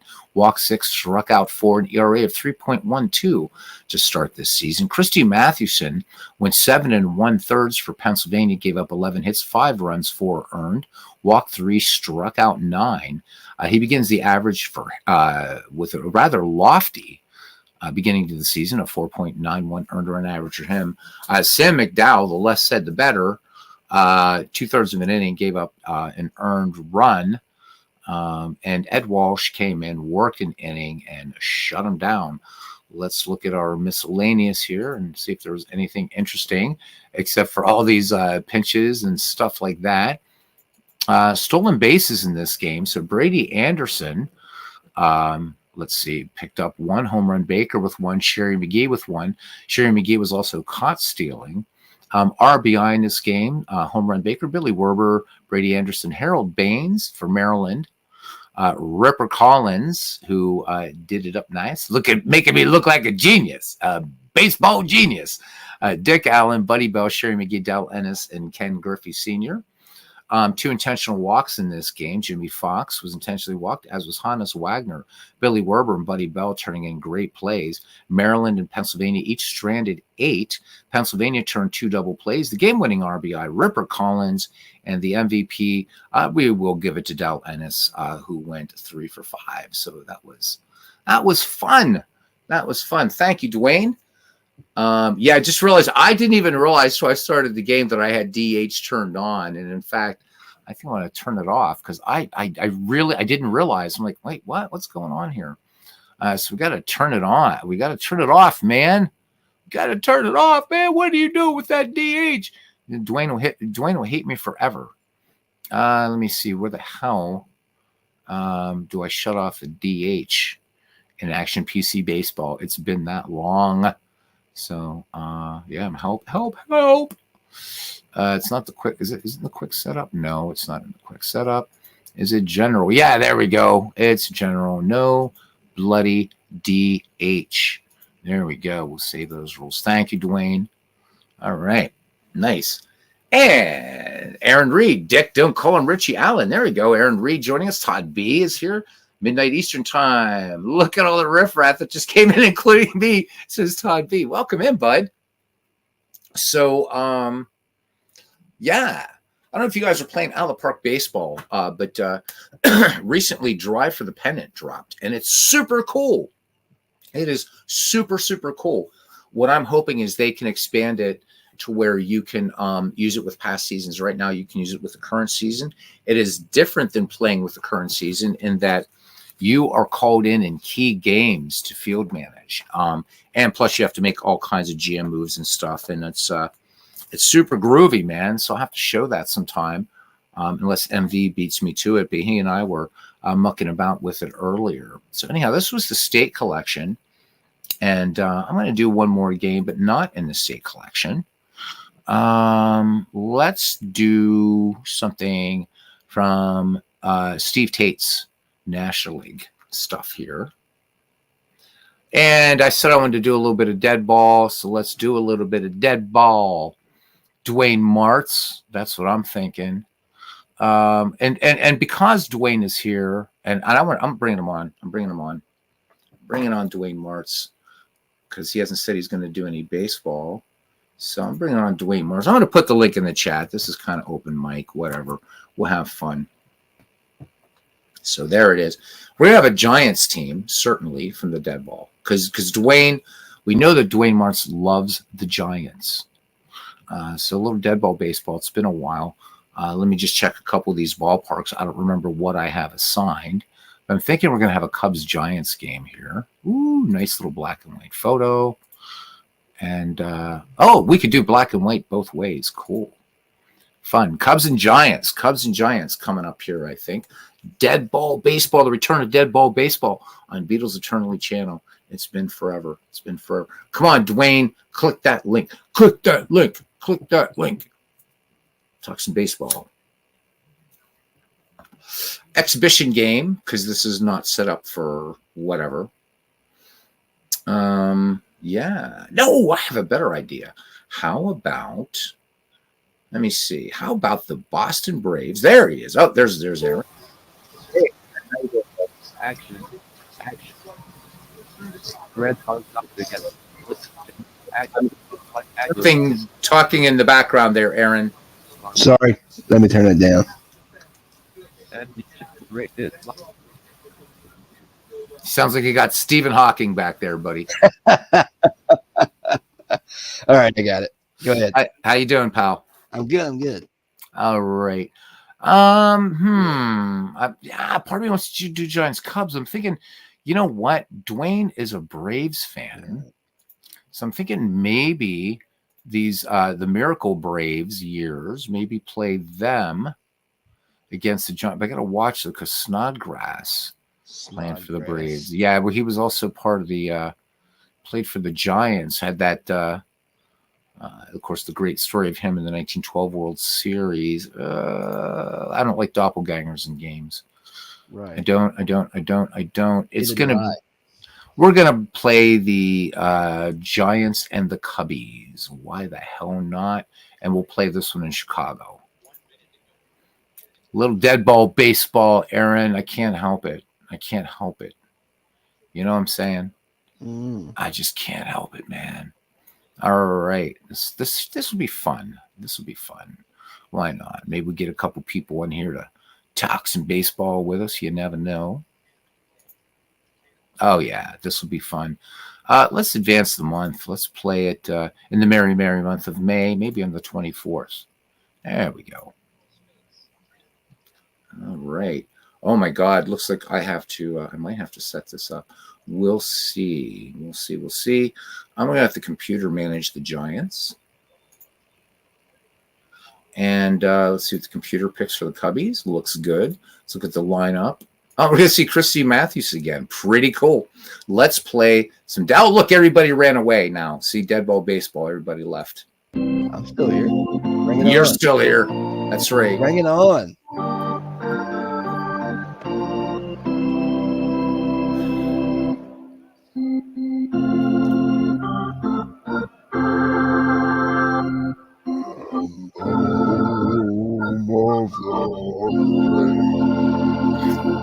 Aaron digging deep there. Welcome back to the return of Deadball. I cannot do it again. I should hope not. Welcome back to the return of Deadball on the Beatles Eternally channel. We are at West Side Grounds today. The New York Giants. This is Steve Tate's 5-year franchise file, the National League file. As I just couldn't be arsed to load up the American League one, but I will someday. No, I love the American League's cool too. Anyhow, it's just yeah. And Ken Castro said he is here for Deadball Natch. Absolutely. I have my nefarious reasons, cousin. All right. So welcome to West Side Grounds. So this will be the Giants, 1904 to 1908, and the Chicago Cubbies, 1906 to 1910. And then once again, we're going to see Christy Mathewson making the start for the Giants. Encore versus Jack Feaster. Jack Feaster, the giant killer. 61 degrees here on May 24th. The wind speed 7 miles per hour, left to right. Play ball. All right. Only one umpire in this game tonight. That used to be the rule back today. then, wasn't it? Only one umpire. So usually there's one umpire unless it was like a high stakes game or World Series game. Yeah. Then you had two. Yeah, a very, very different time. And remember, fans, that the Tribune always makes a hit with its sporting news. Yeah. Turkey Mike Donlin will get things started here for the New York Giants here, the West Side Grounds. So this is pre-Wrigley, of course. Yeah. So Turkey Mike Donlin, looking at his numbers here. 4 home runs, 47 runs batted in. Jack Feaster ready to go. Here is the wind in the 2-2 pitch. Donlin sends this to right field. Schulte back on it about 3 paces and make the catch. And we are underway here in Chicago. One up, one down. All right, here is Art Devlin. Art Devlin, let's look at him here. A 287 clip, 60 ribbies for him. We don't worry too much about home runs in the dead ball era. Jack Feaster has the sign from Johnny Kling. And here's the 1-0 pitch. This one grounded to Harry Steinfeld. The long throw across the diamond. Devlin tearing down the line some. Off balance. Bad throw. But Frank Chance able to keep the ball near him to keep Devlin at first. So score that one. E5. Hopefully we will get to see or say Tinker to Evers to Chance. All right. And Todd Beese and Ken Castro getting started here, which is a good thing. Here's Roger Bresnahan, the Duke of Tralee. Bresnahan hit 291 with 4 triples. We'll talk about triples and 44 runs batted in for him. Feaster throws over. Devlin. Oh, Devlin almost caught napping, but Chance just not fast enough with that sweep tag. All right, here we go. This game unofficially brought to you by the Chicago Tribune. Hoping to see these Giants go down in ignominious defeat. I'm getting a little bit florid with my prose now. Thank you very much. 2-1 pitch to the Duke of Tralee. Pops this from behind the plate. Johnny Kling flings aside the mask. Will he have enough real estate? And he will not. No. All right, count even on the Duke of Tralee. Bresnahan swings and drills this one to right field. Shackled up with it. Bresnahan tearing for 2, and he has one. So a double for the Duke of Tralee. Devlin moves all the way to third. So we got 2 Micks. Watch my social media thing come up with that. You said Mick. You said Mick. Whatever. I'm half Irish. Anyhow, Mick. Art Devlin at third. Roger Bresnahan at second. And it brings up second baseman Sammy Strang. Strang, 284. What's his triples number? 4. He also had 4 home runs, 40 runs batted in, 1 down. Cubbies trying to stop it right here. Yeah. Todd B says the dead ballers struggle in Field of Dreams. Yeah, I've heard a lot. I'm not in that league anymore, but I know I've been part of some discussions there about the dead ballers there. So and some of their struggles. Some of them don't, like Rube Waddell, like just continues being ridiculously dominant, which reminds me, I got to go back and put him on that Pennsylvania team. I don't know why Dave Cook didn't put him on there, but I will. Anyhow, Feaster deals to Sammy Strang. Strang swings in the first pitch, base hit left field, RBI. Art Devlin comes in to score, and Bresnahan will hold. We have an injury. Jack Feaster says he'll stay in the game, puts a little bit of tobacco juice on it, and he is ready to go. Because that's what they did in those days, Aaron Reed. Spit tobacco juice in an injury. All right, here's another Mick. Here's Dan McGann now. Sammy Strang at first, Roger Bresnahan at third. Feaster winds and deals, full count to McGann. Feaster missing, and the Giants have loaded him up for Sam Murty's, decidedly not Irish. Murty's 278 clip, 93 ribbies for him, Aaron. Yep. All right, here we go. Feaster delivers to Murty's, and Jack Feaster misses and walks in a run. 2-0 Giants in the top of the first.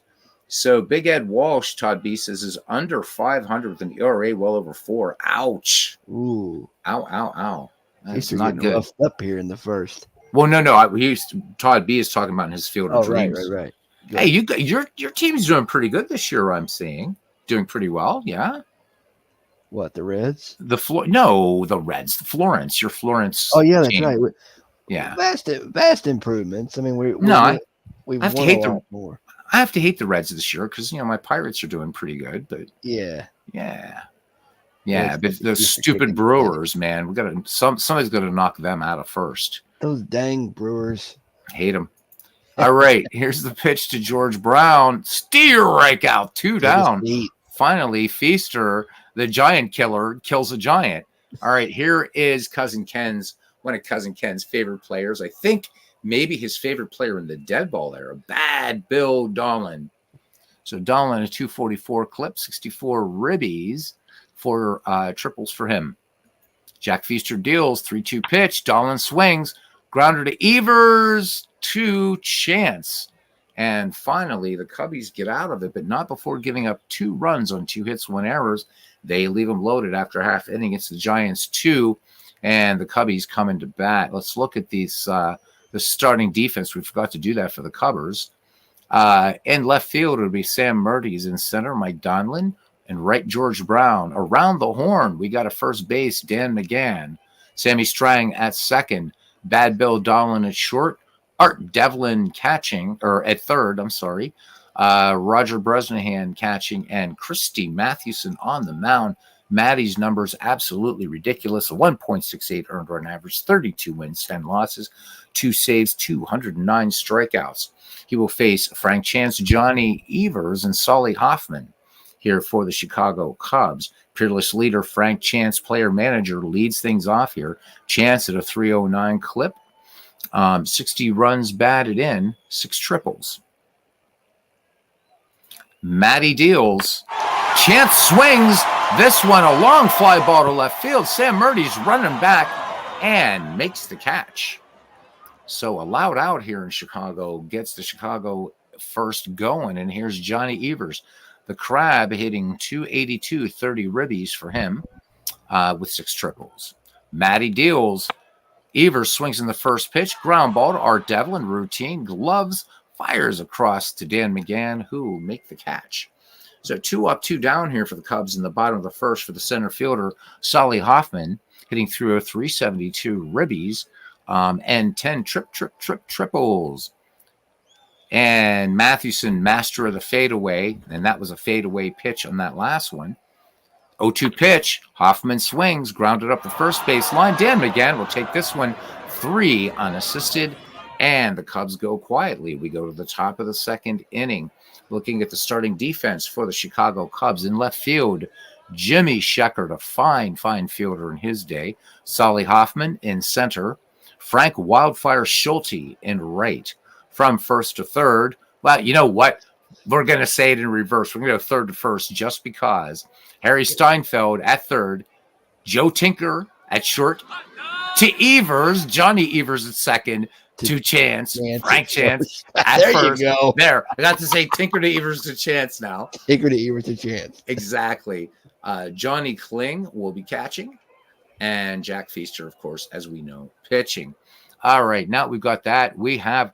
Oh, my God, I forgot to turn it. It's right, because it's the Steve Tate League. The DH is on. Now I want to start the game over because there's a DH in this league, and it's just you and me. I should start the damn game over.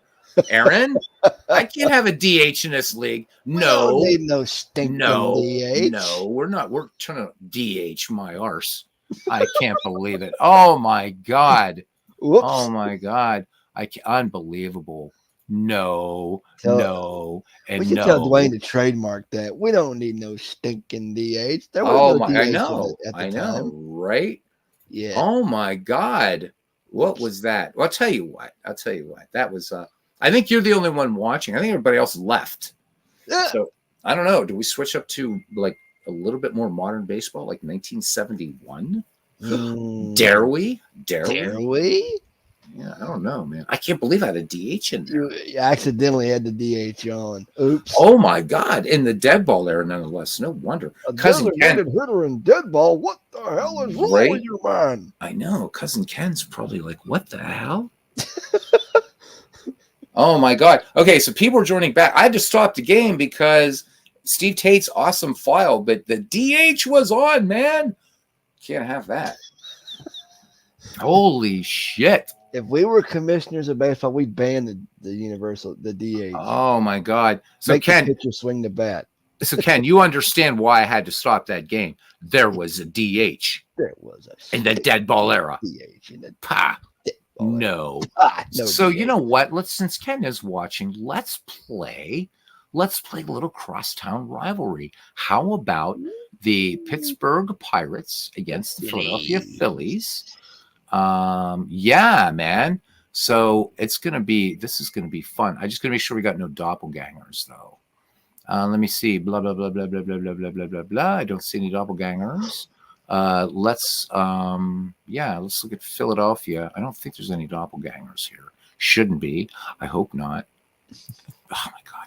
So guys, if you don't have these Steve Tate files, get them. They're great. National League, American League, fun stuff. All right, please no doppelgangers. No doppelgangers. We're going for it. Right. All right. Imagine if Ruth could have DH'd as Todd B. His drinking would have increased tenfold. Absolutely. Ted Williams would have embraced that all over the place. All right, Pirates versus Phillies in this exhibition game. All right, we see too much Cubs and Giants anyhow. All right, do we want? Yeah, Philadelphia can be the home team. Let's have Philadelphia be the home team. Shiver the vet. Neither. Baker Bowl. Baker Bowl. Ooh, Baker way Bowl. back when on this one. Oh yeah, we're still doing. Yeah, man, Good absolutely. ball. Absolutely. All right, where'd he hide this Philadelphia team? That has the 1915. Oh my god, my head hurts. There it is, 13-17. Jeez, I'm like, what? How could they not be? This defeats my whole nefarious purpose again. All right, and these Splitsburg Pirates. I think, yeah, there we go. All right, and. Oh, no, I said Philadelphia was going to be the home team, didn't I? Oh, my God. All right, so Pittsburgh, and let's get back to Philadelphia. There we go. Now we're on our way, and we'll play this one in August 23rd. Yeah, let's play. Ain't that that's such a pretty ball. Okay, it's a pretty ballpark. I'm gonna let the human manage the. We'll just play. Oh, we got Pete Alexander against Vic Willis, so this will be fun. Vic Willis, yep, in the Hall of Fame as a Brave, and of course Alexander. We know he's just in the Hall of Fame as one of the gods. All right. So here we go.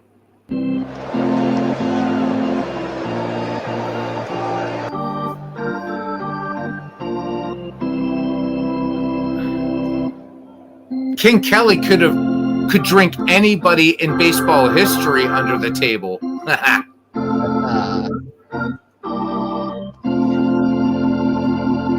All right, welcome to Tiny Baker Bowl for an exhibition between the Philadelphia Phillies and the Pittsburgh Pirates, without the H, by the way. So Vic Willis will be facing Grover Cleveland Alexander. Let's do this. Let's have some fun. Play ball. All right, player manager Fred Clark leads off for Pittsburgh. Remember, the Phillies use Lifebuoy, and so should you, right? So there you go. Aaron, could you give us a Lifebuoy commercial here in the style of Harry Carey, maybe? Life Boy. Is that what is that? It's a soap. It's a soap. Watch your clean your body today using Life Boy. Life Boy, the guaranteed soap. Just like Mark Grudzer. Mark Grudzer. That's Grudzelana, Carey. Life Boy. All right, here's Fred Clark, and here we go. So Fred Clark, a little trivia about him. So Barney Dreyfuss, the owner of the Pittsburgh Pirates, thought so much of Fred Clark, made him player manager. Fred Clark was 29 years old. How about that? Hall of Famer, Hall of Fame left fielder. Yeah, player and manager for these Buccos, and brought them their first world championship in 1909. Became their player manager in 1902. Took them to the World Series, and they were dominant. The Pirates were ridiculously dominant in 1902. But yeah, took them to the World Series in 1903, won their first in 1909. So with that said, here's the lefty ready to face the great Pete Alexander, 32-11. Oh my God, starting defense in left field for the Philadelphia Phillies. It will be Bills Becker, who was a Pirate earlier in this decade. In center, Dode Paskert. In short right field, the dead ball home run king, Gavy Kravitz. From first to third, we got Fred Luderis, Bert Niehoff, Sherry McGee, Hans Lobert. Catching will be Rabbit Bill Killefer. And here we go. Ginger Beaumont waits on deck, and Alexander deals 0-2 pitch, and Clark sends this to center field. Paskert to his left, pulls it down. 1 up, 1 down now in this cross-state exhibition game. Here is Ginger Beaumont. Ginger Beaumont, I believe. Hey, Ken Castro says, we'll put this up here on the screen, he's going to sit back and enjoy a Phillies win. Beaumont, so in our right, so we were talking about sort of people moving around. So Ginger Beaumont would end up spending some time with the Phillies. So there we go. A little bit of Bills Becker was with the Pirates for a while, and Ginger Beaumont with the Phillies. They didn't trade back then a lot, did they? Not like today, Right. But they traded, but essentially, if you were really good, you because of the reserve, right? The sort of reserve clause, You were stuck for life. you were pretty much stuck unless you played for Connie Mack. So Connie Mack would put together these great teams that would run for like 3 seasons, and he would sell his guys off, like some of them. Right. So like a lot of like modern day GMs, right? So remember, Connie Mack was also the owner of the Philadelphia Athletics. So a lot of them will just, hold on to these players, let a few go at a time. Not Connie Mack, buddy. Nope. So he put together those great A's teams, 1910, 1911, right? Did 29, 30, 31, and each time manager after that third year, he would release some of the players. He said, I get more money that way. I mean, Connie Mack had to make money, and shrewd baseball man, and put together, some great teams back in the early days. But yeah, owner, manager, managed the A's for 52 or 53 years, something like that. And he was a Mick too, by the way, Cornelius McGillicuddy. And I should know because on the Irish side of my family, though my last name is McGregor, but we have McGillicuddies. So yeah, it's crazy. Maybe I'm related to Connie Mack distantly. Who knows? That'd be nice. Back to the ball game. Here's Ginger Beaumont, 312 average, 47 runs batted in, and 10 triples. Tiny Baker Bowl. We might see some home runs here, though. Alexander deals 2-0 pitch to Beaumont. Base hit, right field. Past Bert Niehoff into right. Kravitz up with the ball. Fires it into Niehoff as Kravitz and Dode Paskert converge. And here is the Flying Dutchman, Hannes Wagner, 351 average. We will say for him, 8 home runs, 96 runs batted in, 16 triples, 57 stolen bases. native of this- what used to be called Chartier, Pennsylvania, which is now part of Carnegie, which is just outside of Pittsburgh, pretty much a suburb of Pittsburgh, PA. Alexander deals 0-1 pitch. Wagner back to the mound, and Alexander goes to Niehoff on to Luderus for the double play, and the Buccos go quietly. And we go to the bottom of the first. Pittsburgh nothing. The Phillies coming to bat. Starting defense for the Pittsburgh without an H9. In left field, Fred Clark. In center field, Ginger Beaumont. In right, Chief Wilson from first to third. We have Joe Nealon at first, Claude Ritchie at second, Hannes Wagner at short, the great Tommy Leach playing the hot corner, George Moon Gibson, a mainstay of the early Pirate dynasty, catching. All right, Vic Willis, pretty good 22-12 record. But when you got Alexander on the other side of the hill there, man, that's tough.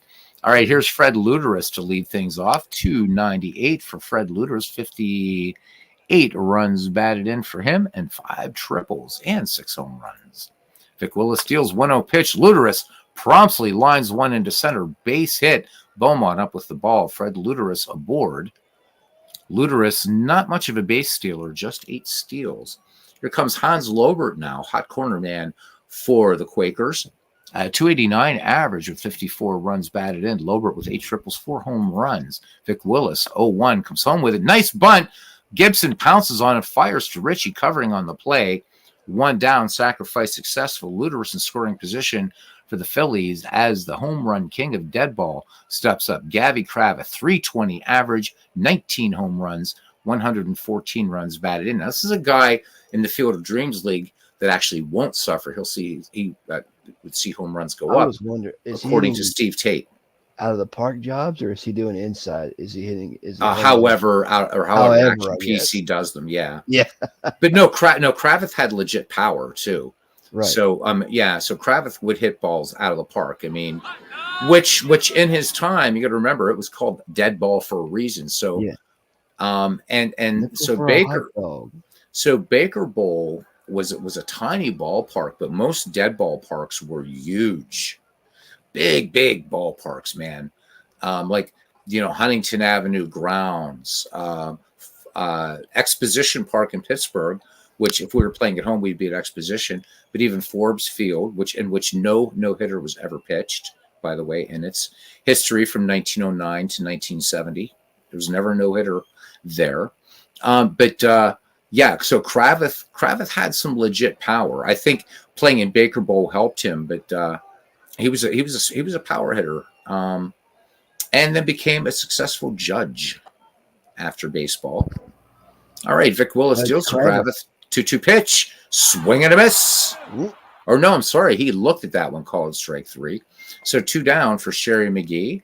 And you guys know I'm going to say this. He should be in the Hall of Fame. 312 average for him, 13 home runs, 86 ribbies. And actually more home runs than triples for Sherry McGee. Vic Willis, 3-2 pitch. McGee sends this up the middle. Base hit over Claude Ritchie's head. Luderus rounds third, and he will score the first run of this ball game. So the Phillies take the lead 1-0 here in the bottom of the first. Left fielder now, Beals Becker. 312 average for him, 55 runs batted in, 8 home runs, and always got to check the triples, 7 triples.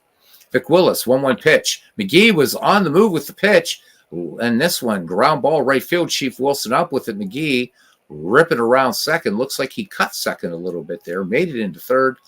Runners at the corners, 2 down for the center fielder, Dode Paskert with a 265 average, 44 ribbies, 9 triples for him.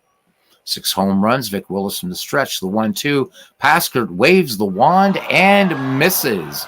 But the Phillies pick up a big run on 3 hits, no errors. We go to the top of the second here at the Baker Bowl in Philadelphia, Pennsylvania. It's the Phillies 1 and the Pirates nothing. All right, due up here will be the number 4, 5, 6 hitters for the Pittsburgh Pirates. It'll be Ritchie, Leach, and Nealon.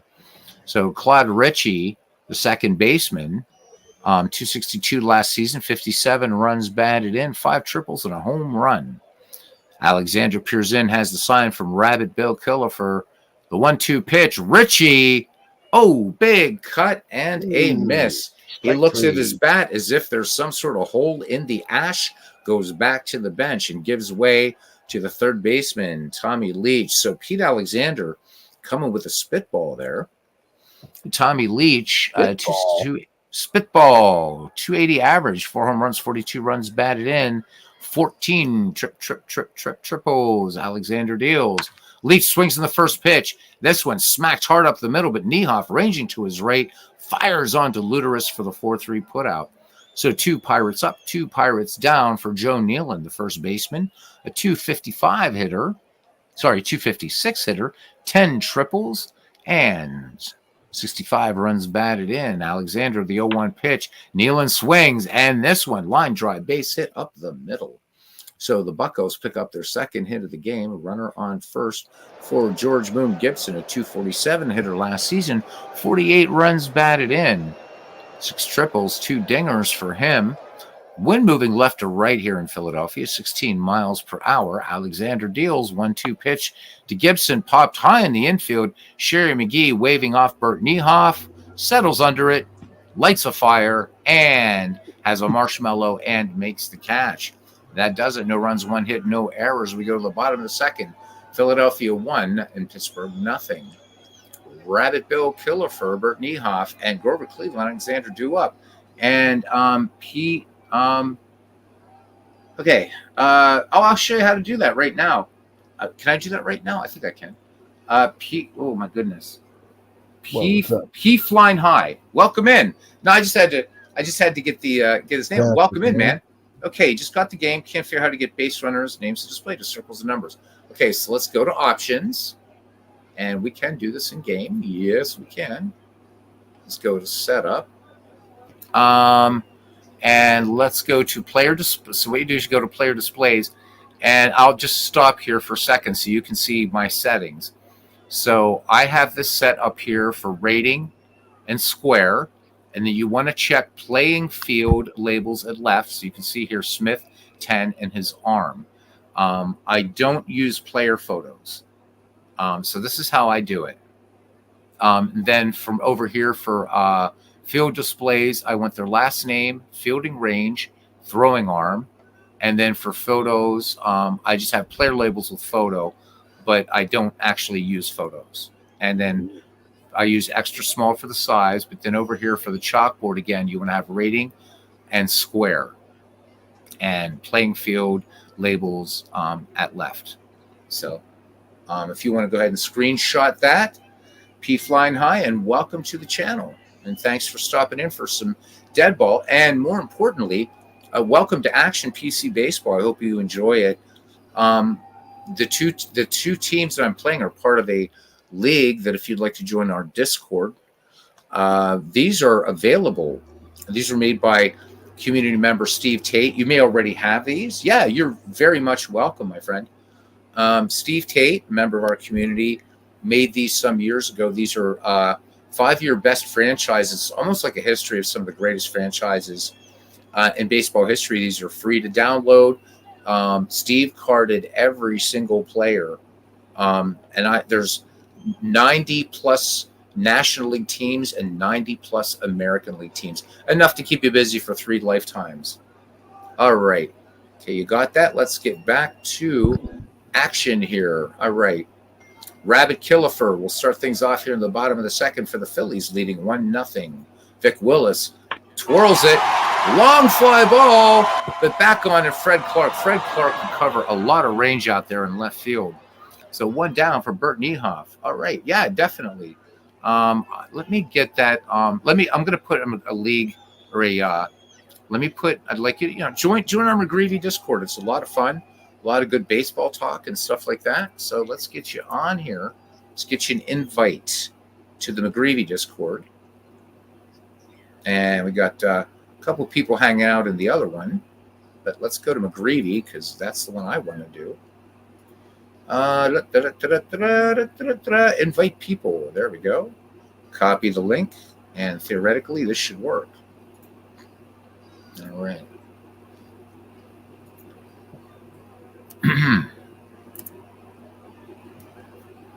Okay, there we go.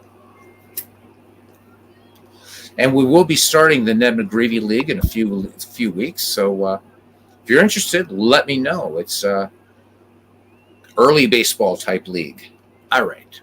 Bert Niehoff now. Bert Niehoff, 242 average, 55 runs batted in. Bert managed 3 triples, 3 home runs. Vic Willis deals 1-2 pitch to Niehoff, grounded up the first base line, and Nealon will take it to the bag himself. Injury on the play. Little turned ankle. Niehoff says, I'm going to spit tobacco juice in that. He's going to stay in the game. Tobacco juice. So 2 down here for Pete Alexander. Not a bad hitting pitcher at all. 209 average, including 2 triples and a home run. And, yeah, pretty good. I hear a little bell back there. I love it. That's my I do. 2-2 pitch and cut and a miss. And that does it for the Phillies in the second. We go to the top of the third, and it's the Phillies of 1915 1 and the Pirates of 1909. We'll just do it that way, nothing. So let me see. We got Chief Wilson, Vic Willis, and back at the top of the order, Fred Clark. Chief Wilson had that great year. We had a ton of triples. But again, this is a 5-year aggregate, so but still the higher triple numbers do figure in. 251 average, 3 home runs, 51 runs batted in, 10 triples. Pete Alexander deals 0-1 pitch. Wilson swings, base hit, right field. Kravitz up with the ball, tosses into Niehoff. Chief Wilson aboard. Wilson has some speed, 14 steals. All right, here's Vic Willis. Infield looking bunt. Luderus in at first. Hans Lobert in at third. Alexander delivers 0-1 pitch. Willis bunts this one foul. Back in the box, the 0-2 pitch. There goes Wilson to throw down the tag. Not in time. Chief Wilson pilfers one, and the Pittsburgh Pirates with a runner in scoring position. You know, I'm a Pirates fan, and it's a rare Pirate game that I'm showing on my channel. I usually don't show too many Pirate games. Kind of weird, that. All right. Hans Lover cheating in a bit at third. Willis back in the box. Chief Wilson with the successful steal from the stretch. 1-2 pitch. Willis grounder to McGee. McGee will go to Luderus. And on the play, Chief Wilson moves to third. 1 down. The Bucks 90 feet away from potentially tying this game as we swing around to the top of the order.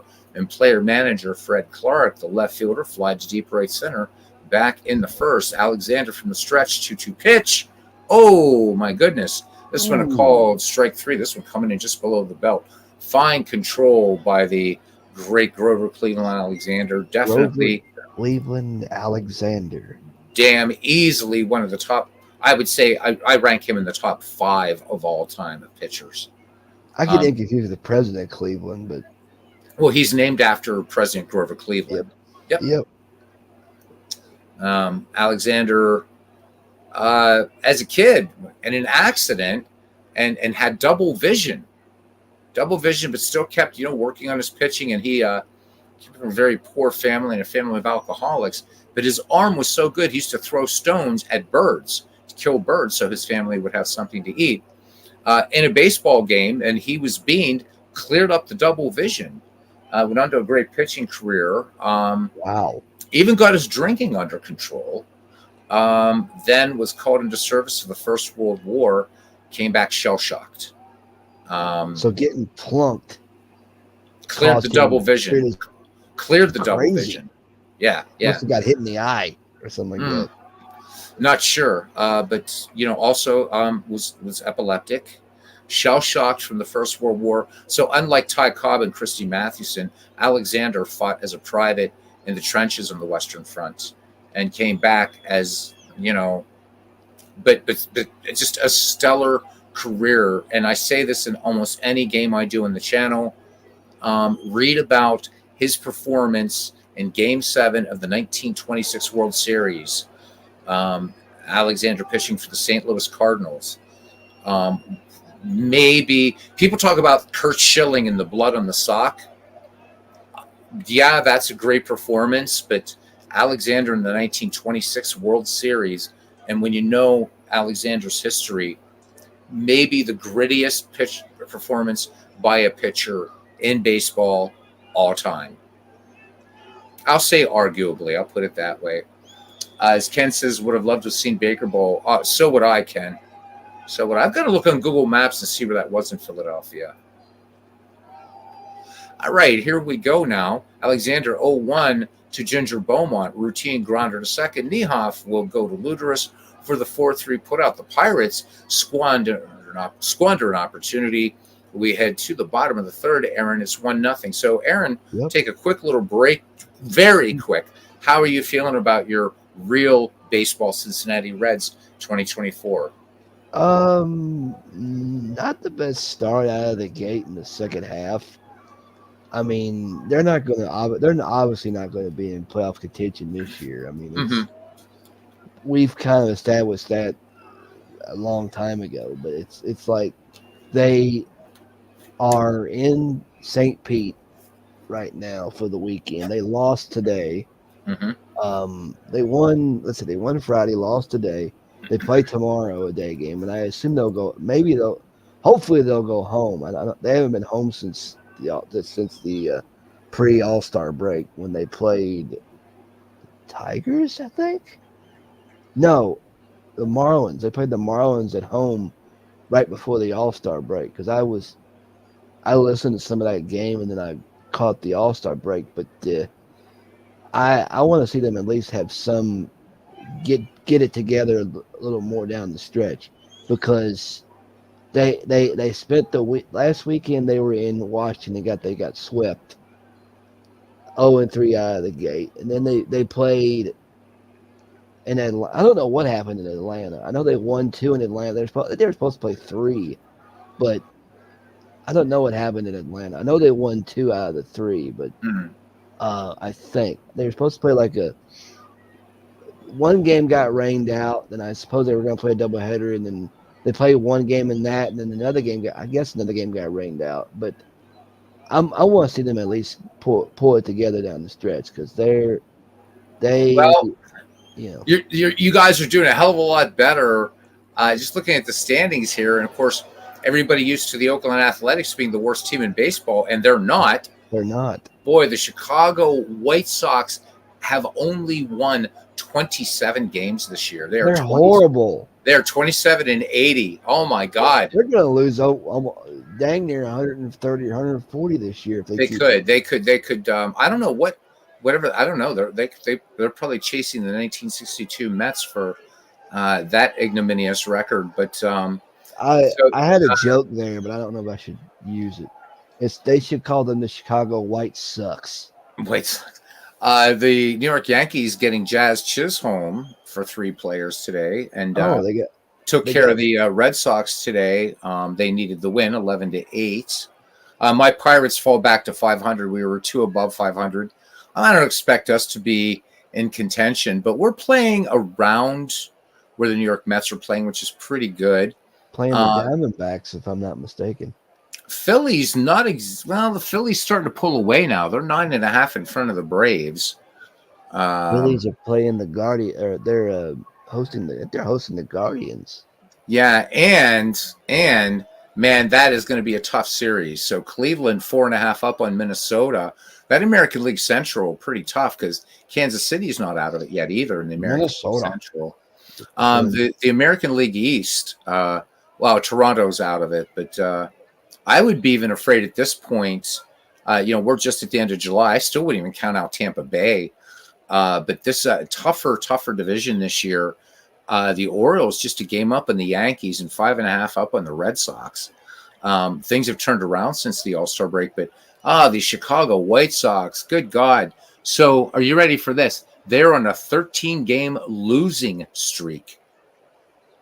Oh, my God. So in contrast, the Oakland Athletics, who may or may not have a home next year, or God knows where they're going to be playing if they're still stuck in the Coliseum, because I guess that ballpark in Vegas isn't supposed to be done for another 3 or 4 years or something. Anyhow, the A's are at 44-63, last place, but they're not 36.5 out like the White Sox.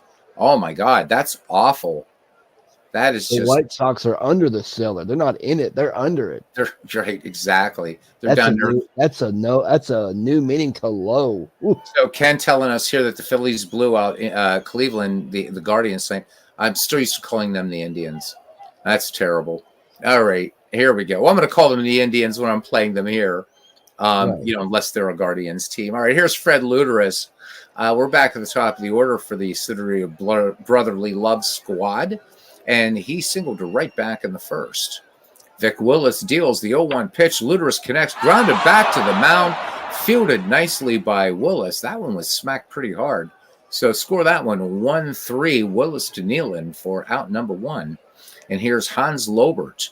So this is so far a dead ball game, as you would expect, except there have been no errors yet.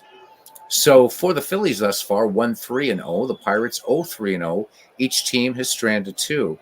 Hans Lobert in the game sacrificed Luteris to second back in the first.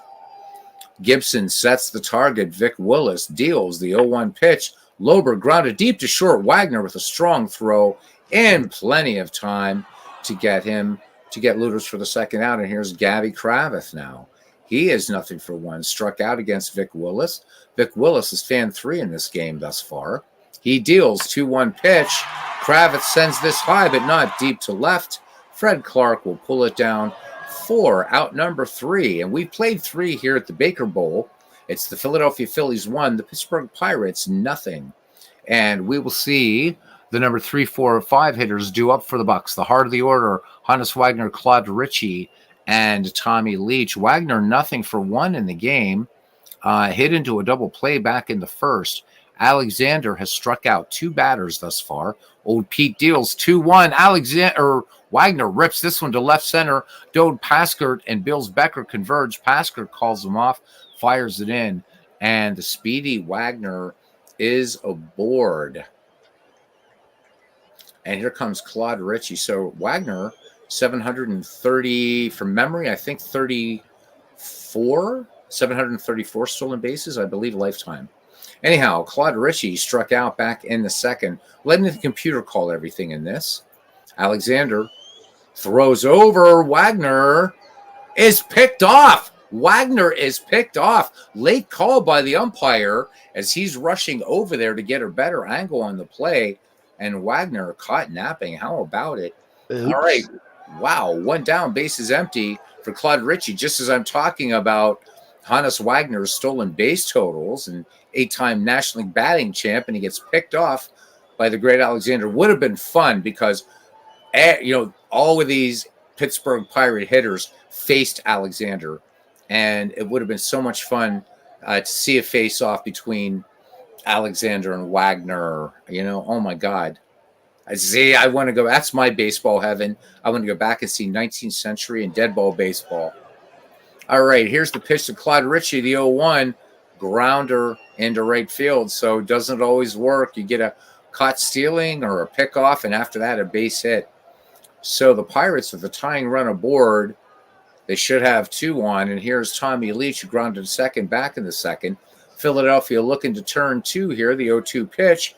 And this one's going to wait from Killefer. They're going to call out a wild pitch.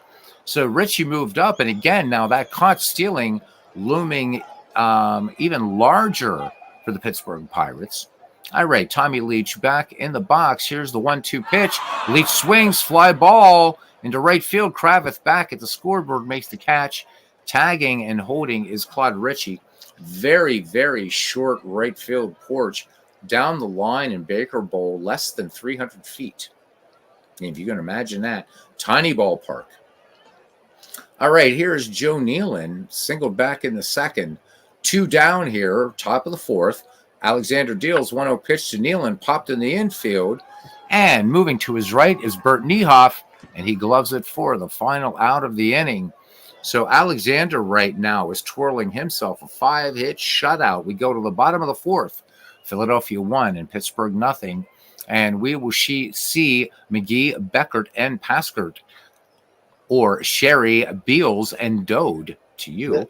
Yeah. All right. So Sherry McGee, 1-for-1. Dode, how about it? RBI single The lone Phillies run in this game that scored Fred Luteris back in the first.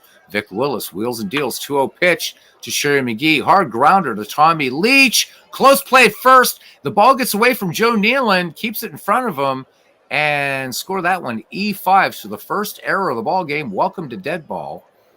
Error on Tommy Leach.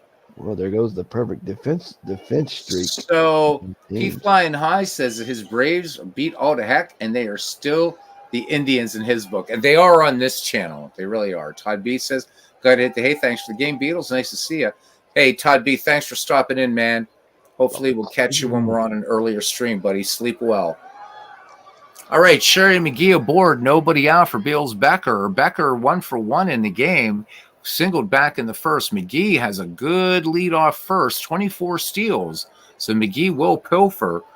Gibson back there, a little bit of an above average arm. So Pittsburgh Battery has to watch over there for some petty larceny. 0-1 pitch. There goes McGee. Gibson throws down the tag by Wagner.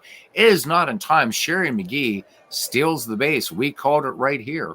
Bills Becker back in the box. The count, no balls and 2 strikes. Becker swings and misses. Badly fooled there by Vic Willis. That's the 4th strikeout in the game. I'm sorry, Aaron? Take a seat. Take a seat. So he grabs some pine here in the Baker Bowl dugout as Dode Paskert comes to the plate. Sherry McGee, potential second Philadelphia run out there at second base for Dode Paskert, who's nothing for 1. He whiffed against Vic Willis. Last time up, 0-1 pitch. Paskert swings, drove to left, extra bases. Clark going back. McGee will score easily. We'll see how far Paskert goes, though. As McGee scored easily, Paskert, not a lot of wheels there. The throw by Ritchie, and Dode Paskert has himself an RBI double. Standing. So the Phillies now with a safer margin, 2-0 here in the bottom of the 4th. Only 1 out. Dode Paskert at second. Not a lot of wheels there in terms of getting around the bases, as we saw. All right, here's Rabbit Bill Killefer, fly to deep left back in the second. Philadelphia catcher settles in on the right-hand side of the box, spikes deep in, ready to go. Vic Willis deals the 0-1. Killefer fouls this one into the seats about 20 rows back on the third base side. Count, no balls, 2 strikes. Willis deals. Killefer swings. He straightens this one out to right field. Chief Wilson runs back, makes the catch, tagging at second. Dode Paskert. The throw gets away from Tommy Leach, and Paskert will score. Costly error in the second one for the Pittsburgh Pirates in this game. Yep, E9. And the Phillies now lead 3-0, and that could be enough.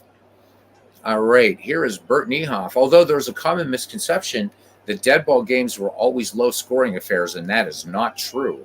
Nope. Not true at all. In fact, they had some crazy high-scoring games back in the dead ball era. We don't think of it as a power era, but power doesn't necessarily equate to the amount of runs. So, but this could be enough for Philadelphia with Alexander on the mound. All right. Here we go. Bert Niehoff now. He has nothing for 1. He grounded first back in the second. Willis winds and delivers the 1-0. Niehoff, base hit into right field. And Chief Wilson quickly getting to that ball and firing into Claude Ritchie at second. So Niehoff is aboard at first. 20 steals in the season last year. Brings up Pete Alexander 2 down. Willis throws over Niehoff just back ahead of the Joe Nealon tag. Gets up, does not brush himself off. Vic Willis brings it home. 2-0 pitch, grounded to Wagner. Wagner will go to Ritchie to get Niehoff for the final out of the inning, but 2 runs on 3 hits, 2 errors. 4 in the books here at Baker Bowl in Philadelphia. It's the Phillies 3 and the Pirates nothing in this exhibition using Steve Tate's 5-year National League franchise files. Hey, speaking of the Phillies, I heard something a few days ago. It was in the late 70s. Mm-hmm. I don't know whose idea this was, but there was a couple of things actually. There was a thing that I think WGN may have done it. It was a one-on-one, like a swing off, I guess you could call it, between Dave Kingman and Mike Schmidt of Dave Kingman of the Cubs and Mike Schmidt of the Phillies. It was like one of the like a 1-on-1 9-inning home run derby, and I listened to that going, was this? There must have been a pregame thing, whatever it is, because it was on TV. And I don't know who won it, but it was Brickhouse and Jack Brickhouse and Lou Boudreau. Oh, cool. But and then the other day I was looking on the YouTubes and I heard something. It was called, and this actually was made into a record, an actual album, The Greatest Baseball Game Never Played. I don't know if you've heard this, but it was a simulated game it was this is in the early 80s, so they had Apple computers back then, but this was a simulated baseball game, and it had like players from like the early 1900s all the way up until maybe the late 70s, I think. And it was like America. It was like a super all-star game. It was Jack Buck and Lindsey Nelson that called it, but it was one of those simulated. It was like a simulated, or what do they call it? Like a simulation, right, of a fantasy all-star game. It was really interesting, but it's still that's cool. Yeah, I thought I would acknowledge, what I've been listening to on YouTube baseball wise the past few days. And two crazy power hitters right there, and Kingman and Schmidt. Kong, of course, big strikeout artist, but nonetheless, when he got hold of that ball, that thing flew light years. It really did. A lot of times it never came down. A lot of times never came down. Or it came down the next day. Or it came down the next day in another city, right? And of course, Michael Jack Schmidt. There's not enough superlatives to describe Michael Schmidt. How about it? Hitting the speaker, hit his 500th home run in Pittsburgh. Yeah. Yep. All right, Alexander deals 1-1 pitch. Fly ball by George Gibson, but Gabby Kravitz patrolling the right pasture out there will bring it down out number one, and it brings up Chief Wilson 1-for-1, singled right back in the third.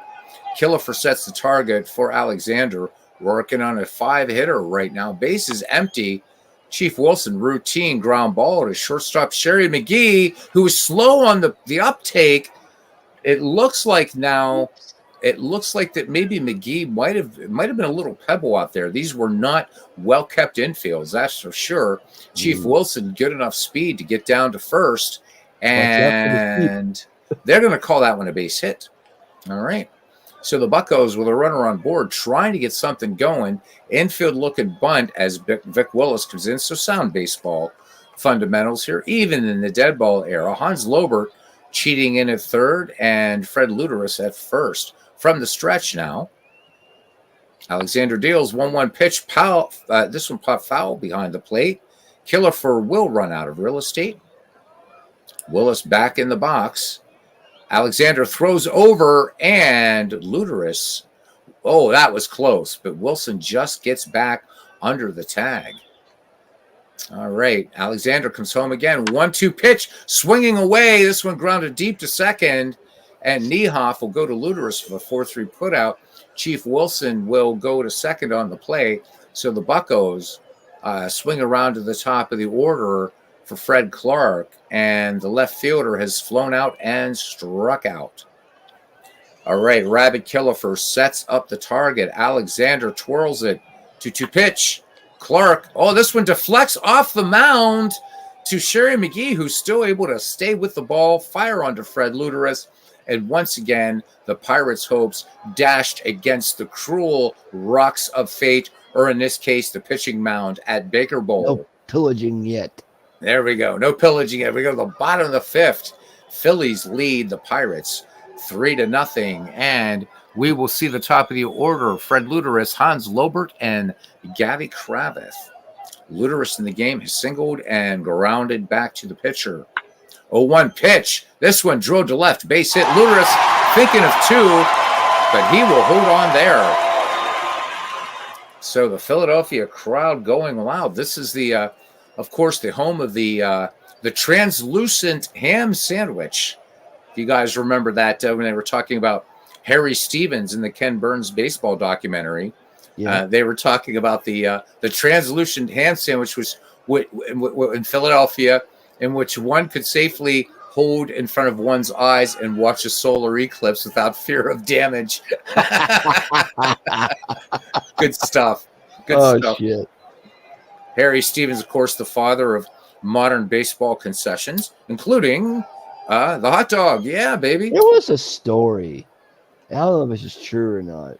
I don't know if this is even Veteran Stadium. There was a story that the Phillies used to use sheep to graze in the grass of the field. Well, that wouldn't have been Veteran Stadium. Probably. It might have been Shibe or Baker Bowl.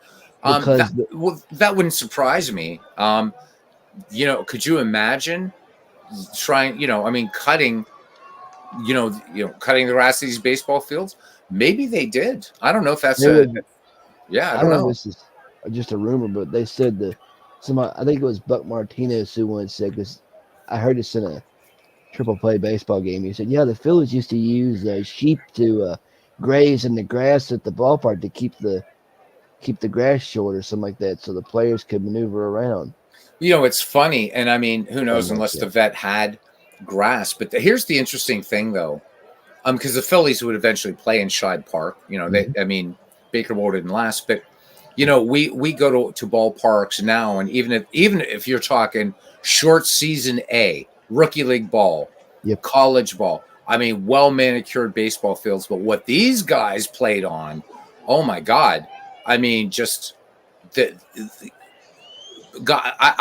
be interesting to take a player from today and send it back to 1915 Baker Bowl and say, would you play on this field? Would you play on this field? Yeah. They were a little better than sandlots, but it wasn't because of negligence. There just wasn't, right? The machinery didn't exist yet. They had to rely on a lot of handwork. A lot. You're absolutely right. I remember, I think I told the story about the 1869 game at Shaker Village that we went to for Father's Day one here. It felt legit. You could hit the ball, like baseballs could land on top of the roofs of houses many times. Look out. That's all you can say is look out. Different game. That's right. Yes.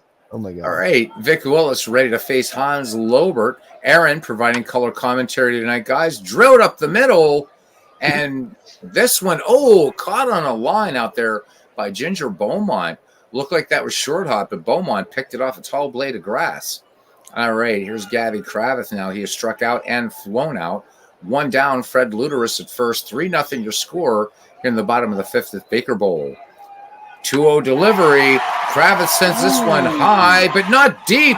Slamming against the wall out there. Ouch. Doing a great imitation of Bump Bailey, but living through it is Ginger Beaumont. Oh. So 2 away. Well, hey, what can I say? Here's Sherry McGee, RBI single in the first, and was safe on a throwing error back in the fourth. Luderus camped out at first base. Willis deals 1-1. Cut on right back to Willis. A laser shot fired on to Joe Nealon at first, or I should say faster than a Chalmers. No lasers back in this time. Yep. All right, anyhow, Ginger Beaumont will lead things off for Pittsburgh, followed by Hannes Wagner and Claude Ritchie. Beaumont in the game, so-called Ginger because he was red-headed, singled and grounded out. All right, Killefer sets the target. Alexander deals 1-2 pitch. And Beaumont, big cut and a miss. Curveball dropped in there by old Pete. 1 down. That'll be his third strikeout of the game. Pitching a 6-hit shutout right now. Hannes Wagner singled his last time up. And was picked off. 0-2 pitch. No doubt about this one. My. This one is gone. Open the window, Aunt Minnie. The Flying Dutchman takes him downtown. A 358-foot shot. The Buccos get on the board in the top of the sixth. Hannes Wagner does the job. It's 3-1. All right, brings up Claude Ritchie now. And Pete Alexander looking inscrutable out there on the mound. Richie has struck out and grounded. Alexander deals 1-0 pitch. Long fly ball to right. And a leaping grab by Gabby Kravitz. Once again, that scoreboard getting hit hard out there by bodies. Great play by right fielder Gabby Kravitz to rob the Buccos of back-to-back base or extra base hits. All right, here's Tommy Leach, 0-for-2. He's grounded out and flown out. Alexander deals 0-2 pitch. Leach sends this one out deep to center field. Dode Paskert has it for out number 3. So the Pittsburgh Pirates pick up a run on one hit. The Honus Wagner solo shot, no errors. We go to the bottom of the 6th. The Phillies lead the Pirates 3-1. Little Saturday night baseball game. Second game of an unexpected twin bill. Joining us here is Aaron Reed. Hello. And Randy Savage. And Hulk Hogan. Let me tell you something, brother. We're live at the Baker Bowl, brother. And Harry Carey. Hello again, everybody. Harry Carey with Steve Stone live from the Baker Bowl 1900s dead ball baseball at its finest, folks. The man of 1,000 voices. The man of 1,000 voices. Aaron, you seriously are so good at that. You really are. I don't know where I guess I don't know where all that came from. Like I just could do. Well, it came from God. God, yeah. Like I could do. Dude, it's a talent. You are talented, man. You're you know what, man? You're just in your 30s, dude. You should 34. consider looking into it, man. Get out to some local comedy clubs. Do some impressions, man. You're good. You are really good. I actually thought about doing. And you're never lonely because you could talk to Harry and Randy and Hulk and Randy Hogan and my God, and maybe Keith Jackson. Whoa, Nelly, it's going to be a barn, ladies and gentlemen. The guy you've got to master is Vin Scully of the Los Angeles Dodgers. Hey, everybody, this is Vin Scully from Dodger Stadium in the beautiful Chavez Ravine. Not bad. Not bad. He's a little. Your Harry Carey is amazing. Yeah. Oh my God. It's a beautiful day at Wrigley Field with the Montreal Expos and Mark Grudzela. That's Grudzalana, Carey. Thank you, Steve. That joke never gets old. I love it. Vic Willis deals to Bills Becker. Becker swings, fly ball, right field, back on it. On his horse is Chief Wilson and pulls it down for out number 1. Dode Paskert now. He is 1-for-2, doubled that scored Sherry McGee back in the 4th to give Philadelphia, pardon me, its second run of the game. Willis deals 3-0 pitch. Vic Willis wide of the mark. Dode Paskert will draw the walk, and striding to the plate now is the catcher, Rabbit Bill Killefer. Sacrifice back in the 4th that scored Dode Paskert, making it at that time 3-0 Philadelphia. The Bucks would take them until the 6th, the top half of this frame, to get a run back on the Honus Wagner solo shot, and that's the scoring in your game thus far. Willis throws over. Paskert is picked off. Ooh. So 2 pickoffs in this game. Dode Paskert and Honus Wagner, they will commiserate over an ale afterwards. Yeah. Killefer back in the box now. 0-2 pitch. Killefer swings. Fly ball, center field. Routine play out there for Ginger Beaumont. That will retire the side. No runs, no hits, no errors. A pickoff. 6 in the books here at Tiny Baker Bowl. The Phillies maintaining a 3-1 lead. And we will have Joe Nealon, Moon Gibson, and Chief Wilson due up for the west side of the Commonwealth of Pennsylvania. Joe Nealon in this game is 1-for-2, singled in the 2nd, popped to 2nd in the 4th. Killefer sets the target. Alexander ready to deal the 2-0 pitch. Nealon sends this to center field. Paskert back on it. Dying line drive that Paskert makes a fine play on. in center field. D. Scott Howard, welcome in, joining us here at the Baker Bowl. Good to see you, D. Scott, our animal whisperer. And here is Moon Gibson.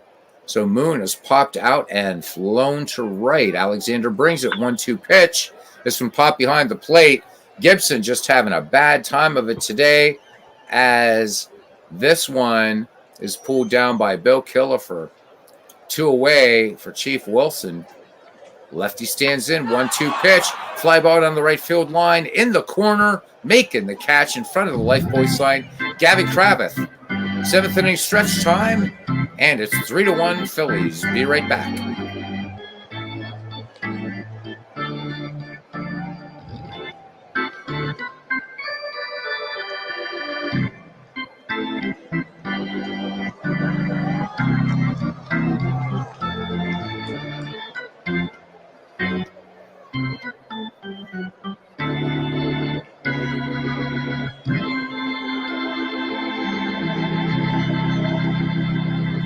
Bop, bop, bop, bop.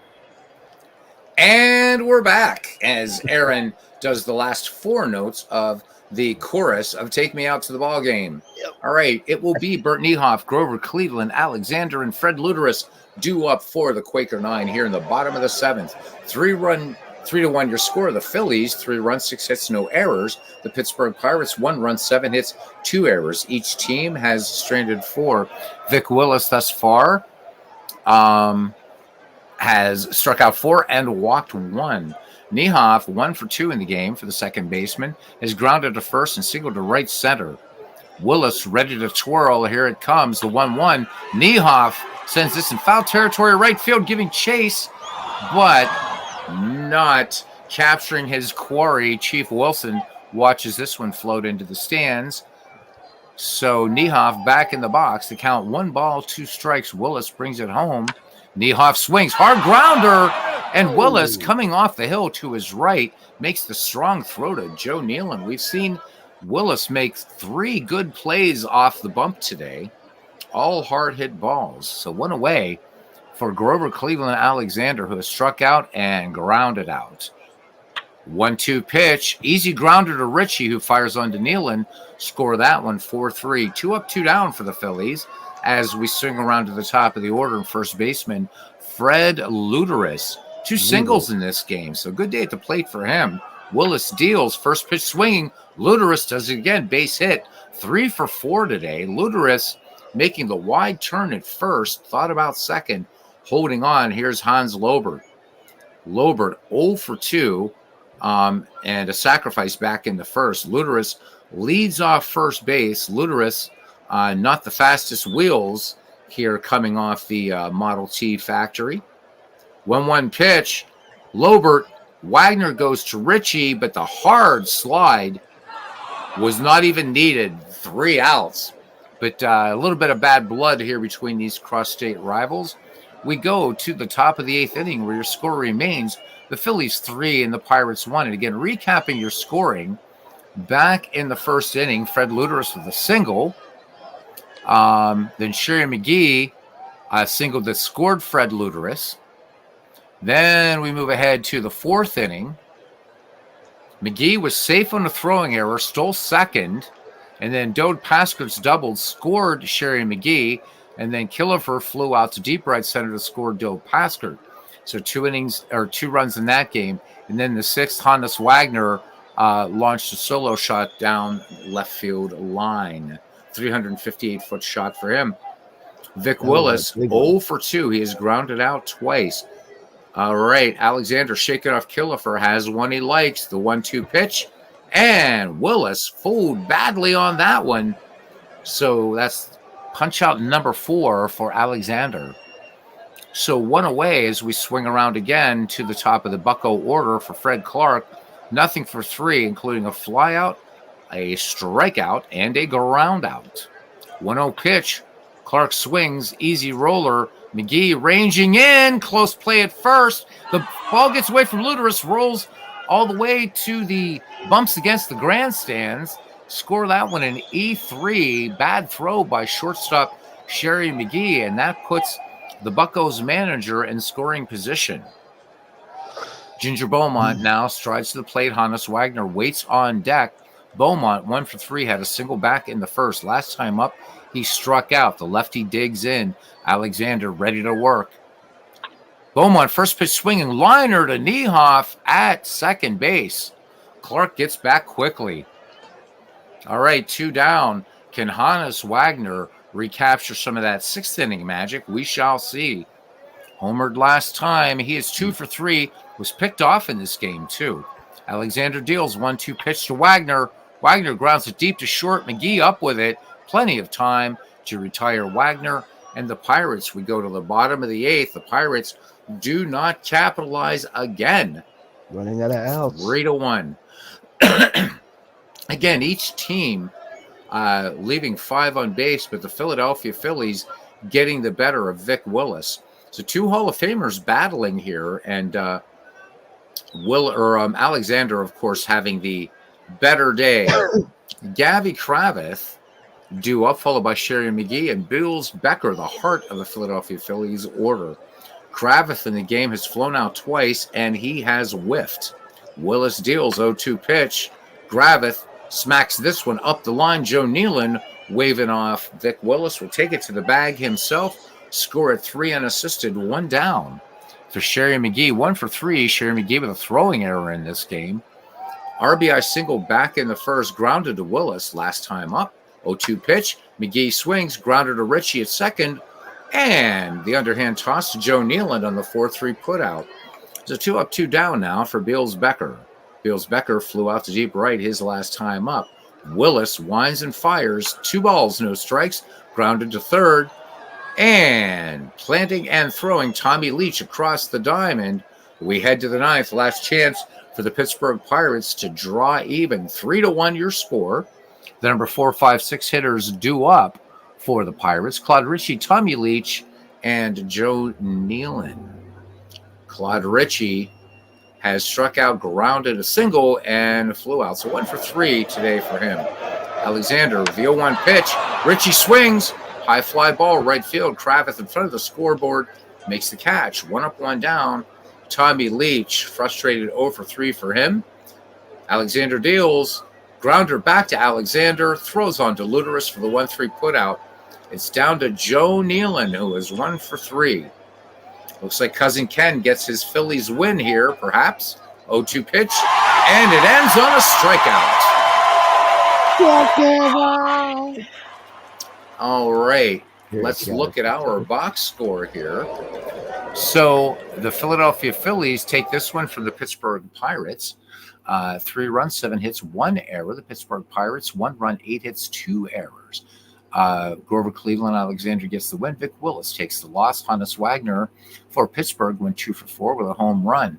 For the victorious Philadelphia Phillies, Dode Paskert goes 1 for 2 with a double. Fred Luteris, 3 for 4. Looking at the pitching line here, both pitchers going all the way. Vic Willis, 8 innings pitched, 7 hits, 3 runs, 1 earned.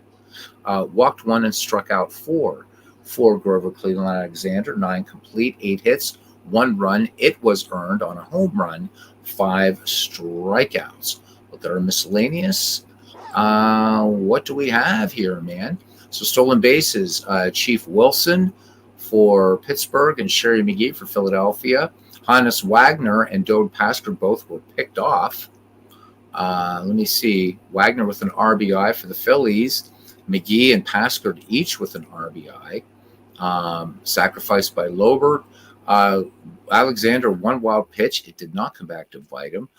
Gavy Kravitz both made a great play and a poor play in the game. Pittsburgh and Philadelphia. What else were we looking at? Oh, yeah. Philadelphia turned a double play. Game-winning RBI, Sherry McGee. And when you're playing exhibition games in Action PC Baseball, they do not have an MVP, but I'm going to award this one to Fred Luteris. Very, very important in this game. And that is it, guys. So a little bit of fun. Hope you enjoyed it. When next I stream, it'll be a different baseball game. Probably show a little bit of Drive for the Pennant. So, yeah, buckle up. It's going to be Beatles Eternally actually doing something from 2024. Oh, my God. But Drive for the pennant. but yeah, right. But I want you guys to see Drive for the Pennant. I think it's super cool. And I'm hoping that they can extend it into past seasons. It's a very, very different way, though, to play along with the current season. But basically, just in a nutshell, what it does is you pick the team that you want to be. You're sort of like this hybrid general manager, field manager type thing. And so as you're playing through the season, it will call you into an on-field game where you become the manager in key situations. And I have to tell you, man, I was MV just made say, oh, they said they dropped this update, but it's not on mine. I go, it's on mine. And I, for like about a half hour, like, this is brilliant. So for me, and liking to shake up baseball's history a little bit, I would love to be able to take, let's say, I'm doing that 1922 Browns thing, right? Yeah. Which they finished a game behind the Yankees in 1922. I would love to be able to go in on key plays on that and just play it in a different way. But what's fun is what I did is I cheated a bit. So for my 2024 Pirates, I brought Paul Scanes up before opening day. So I don't know how it's going to play out. I'm going to start it all over so you guys can see how it works, or maybe pick another one. If it didn't take, you know what? Screw it, man. Even if it's just two people watching, somebody will watch it in the back. So what I'm going to do is let Steam fire up here, and I'll show you guys a little bit of what Drive for the Pennant looks like. It's really, really interesting. I'd like to see them expand it into, if not past seasons, like, I don't know whether that would make sense, but it would be a nice bridge for people that just want to play GM as opposed to being a field manager. But the other thing would be fun would be to drop you into sort of any game of interest. Like, pick this game of interest. Do you think you could do better? But Drive for the Pennant's cool. So as soon as Steam gets fired up here, I will exit out of Action PC, and I'll show you guys Drive for the Pennant just for a minute or two, and really how fun it is. And I'll just use the game. Well, we'll start one. We'll do one with your Cincinnati Reds this year. Yeah, this has to be really interesting. I mean, like, you're put in some. It's kind of like maybe it is and it's not, but there was a game that came out in the early 90s. It was an arcade game called Relief Pitcher. And you were sometimes put in situations like you're trailing by, let's say you're trailing by 3, the base is loaded, bottom of the ninth, nobody out. Right. You have 3 outs to get either just mount a comeback basically. It puts you in like random scenarios. It's really interesting. But it does sound really, really cool. This sounds like it's really good too. I mean, all right, so here we go, guys. Let's jump into some out of the park baseball just for a moment.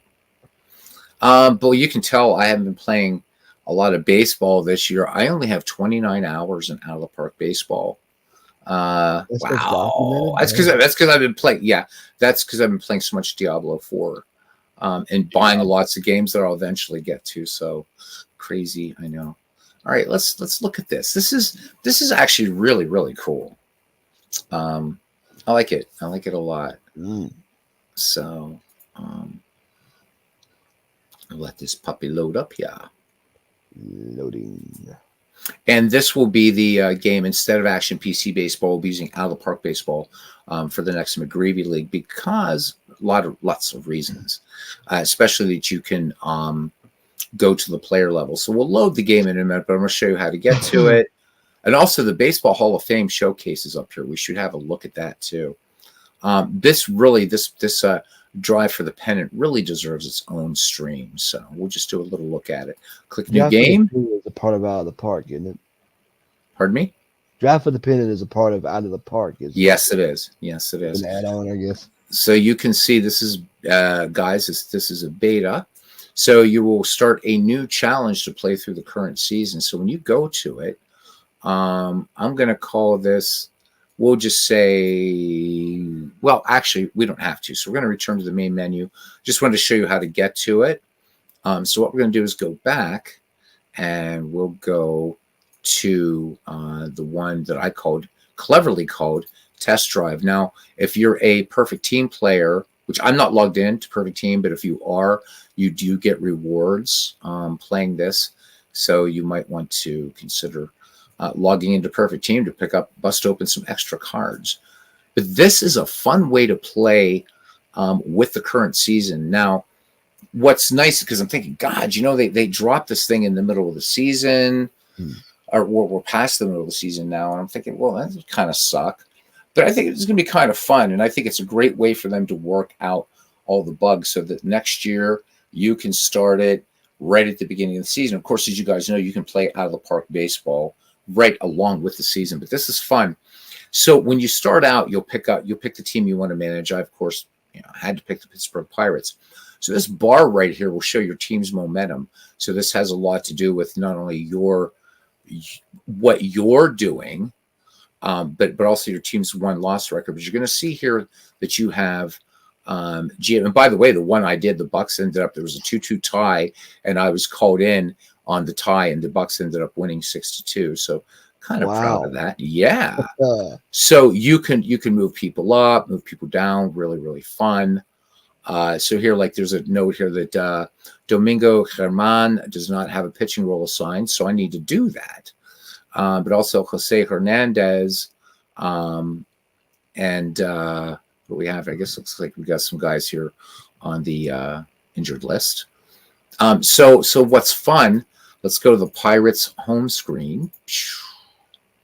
All right. So when you go to organization, just like you do in out of the park, you can see your entire organization, including your whole minor league system. So there's the Indianapolis Indians, which, yes, they are still called that. In AAA, there's the Altoona Curve, AA, the Greensboro Grasshoppers. I love minor league baseball. I remember them. The Bradenton Marauders, and then you've got the rookie leagues and stuff like that. And I remember the Grasshoppers of the South Atlantic League. So from here, guys, you can move people up. So, and when the season started, so Paul Skeens started with Indianapolis, so I moved him up. So I need to give Germán, I need to give him a pitching role because he doesn't seem to have one. So down here, again, I can just specify him. And I'm not sure what I don't really know him that well. So let's look at, he owes me $20 from a poker game. So let's look. He's got some pretty good stuff. Trying to see here. What was he used in? So he did see. So, okay. So he was a Yankee last year. All right. So not sure. Was he? Let me see. So he was 5. So I'm gonna put him in as a middle reliever. So I'm gonna go back one screen here, and I'm gonna assign him right now just as I'm gonna put him in middle relief. Okay. So what we do is we're just gonna continue here. It says continue, push for success. So it's gonna sim some things out, and that's what's going on right now. And then at some point, and it will decide when it's going to, but there we go. So now your assistant GM is close to working out a trade to help your team decide if the deal's right for you. So not only you doing some GM stuff, we'll see, hopefully you're going to see some field manager stuff. So we would pick up from the White Sox, Sean Gusenberg, who do we got? Rudis Diaz, Jonathan Cannon, and Chicago would get Sergio Alcantara. I'm not really liking the deal. One thing the Pirates have this year, good pitching. So I'm going to reject this deal. Okay. All right. So I'm going to just see Braxton Ashcraft right now, right? He's the one. So this keeps you in touch with what's going on in the league. Let's continue. And it says aspire higher. Huh, isn't that nice? Here we go. This is one of the things that it does. So craft a comeback. Can you put together a rally? Pittsburgh Pirates, 4 wins, 1 losses at the Washington Nationals, 1-3. It's the top of the 8th. Nationals lead 4-2. Runner on first, no outs. You can choose to sim it or jump in. Let's jump in. This game just keeps getting greater and greater and greater. No knock on Action PC or Baseball for Windows or anything else, but this is the king here, baby. This is the king. Ooh, All right, welcome so to, we have Rowdy Tellez on at first Ali Tellez. and Jack Sawinski at bat. All right. Let me see here. So Washington leading 4-2, top of the eighth. Tying run at the plate. Sawinski, nothing for 3. I don't think I'm going to go to my bench. Tellez, not a lot of speed. Let me see what I got in terms of speed here for the Bucks. Not really a lot to speak of. We're going to swing away. Nobody out, and I don't want to take the bat out of Sawinski's hands. So we're going to go ahead and let me see. How many pitches is this guy up to here?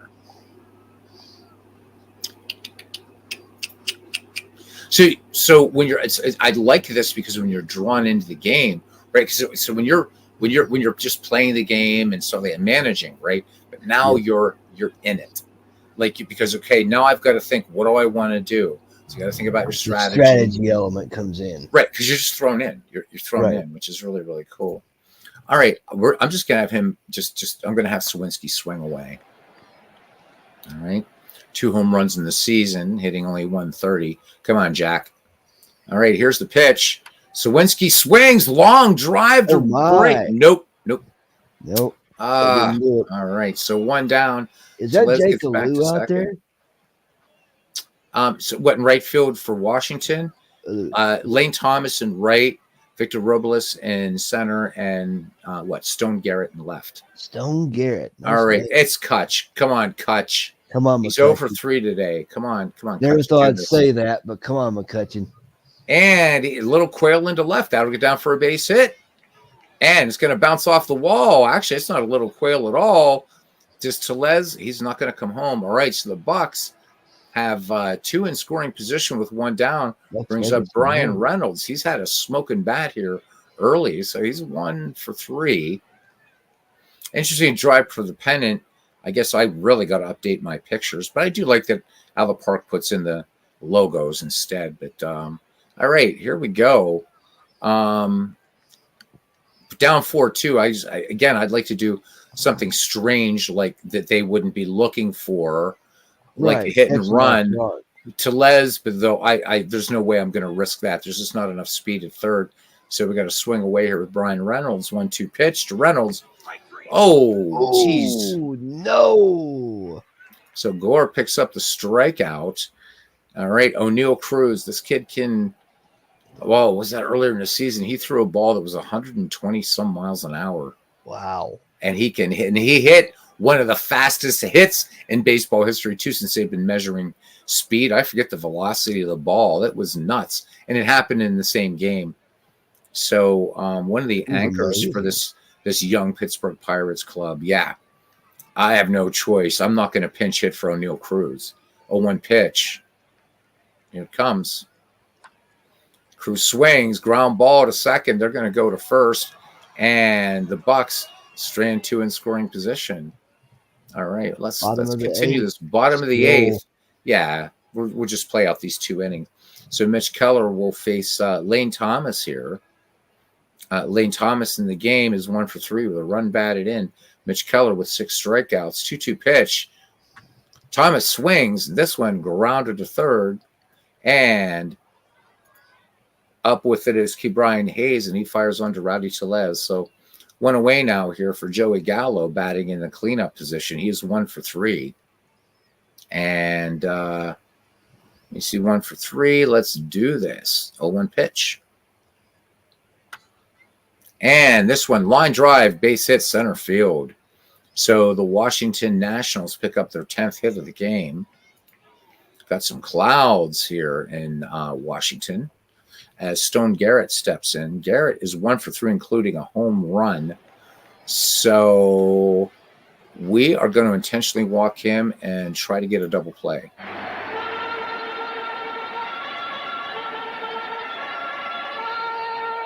Charge. Why not? First, I don't want to mess with a guy that had a home run.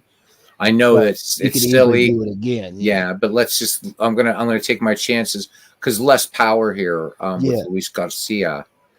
Let me see. Actually, you know what? I'm going to pitch to contact and see if we can induce this double play. And nope. Single to right. Oh, Hey, that's what you get when you pitch to contact. That's going to happen. We're not going to get this one. It's 5-2. It's 5-2. All right. We'll just go ahead and play it out. I was going to say, once you start. Oh, that's a walk. I think we're just going to sim it. We blew this one. All right. Let's just go ahead and do that. And let's see. Yep. And oh my God, we did not pull that one out at all. Oh. So Nationals win that one 7-2. So the Bucks go to 4-2, and the Nationals 2-3. So that's what this is. What this does. Now the other thing that's fun is, might as well just show it right here. Let's go back to our team, or let's go back to our player list, and so there's Paul Skeens. I just brought him up, but I'm just gonna pick somebody. Let's just say Ke'Bryan Hayes.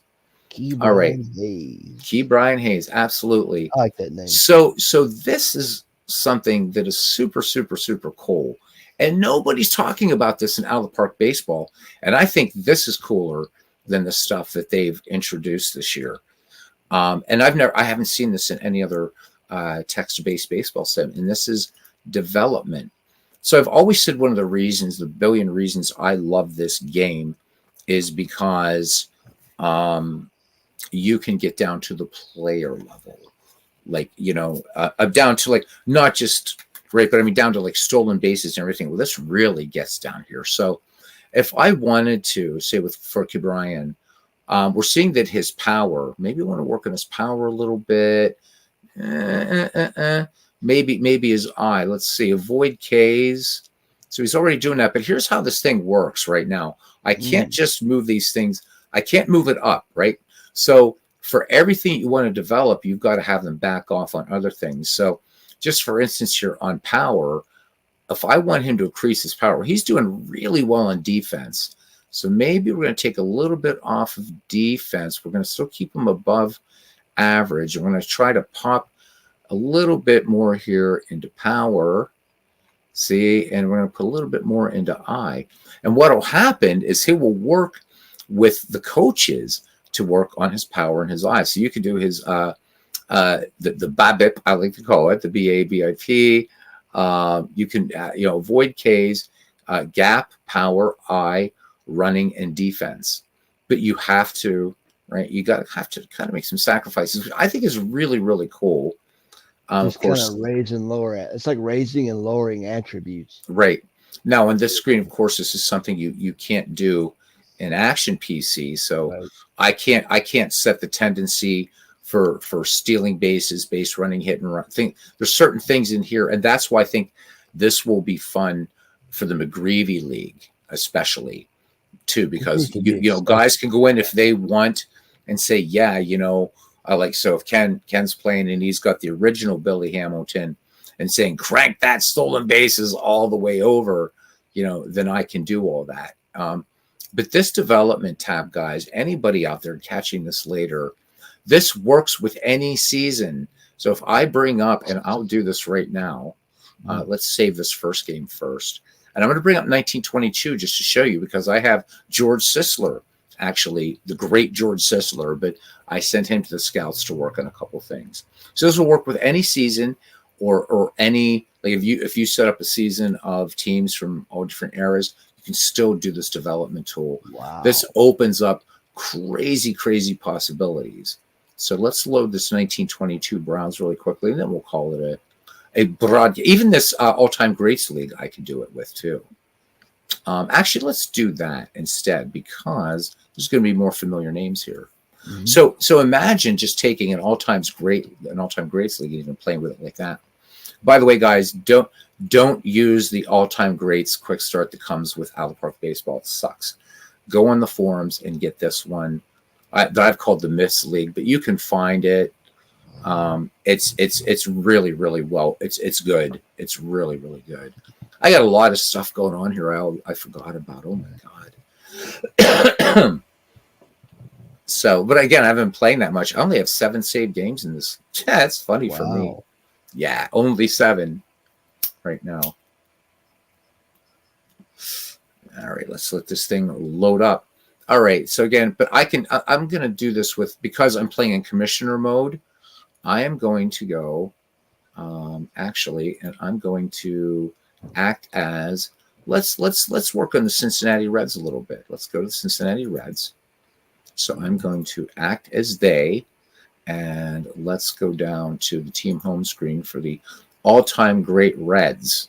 And let's see what people are doing here. Yeah. So I'm not that far in the season, I think, but here's Joe Morgan. Let's see what can we do here with Joe Morgan. I like Joe Morgan. Joe's doing some good stuff here. Boy, I don't know. Not much I have to improve with little Joe, actually. So let's pick somebody else. But just to show you that you can do this with anything at all. Let's find somebody else. We're not going to pick on Joe Morgan.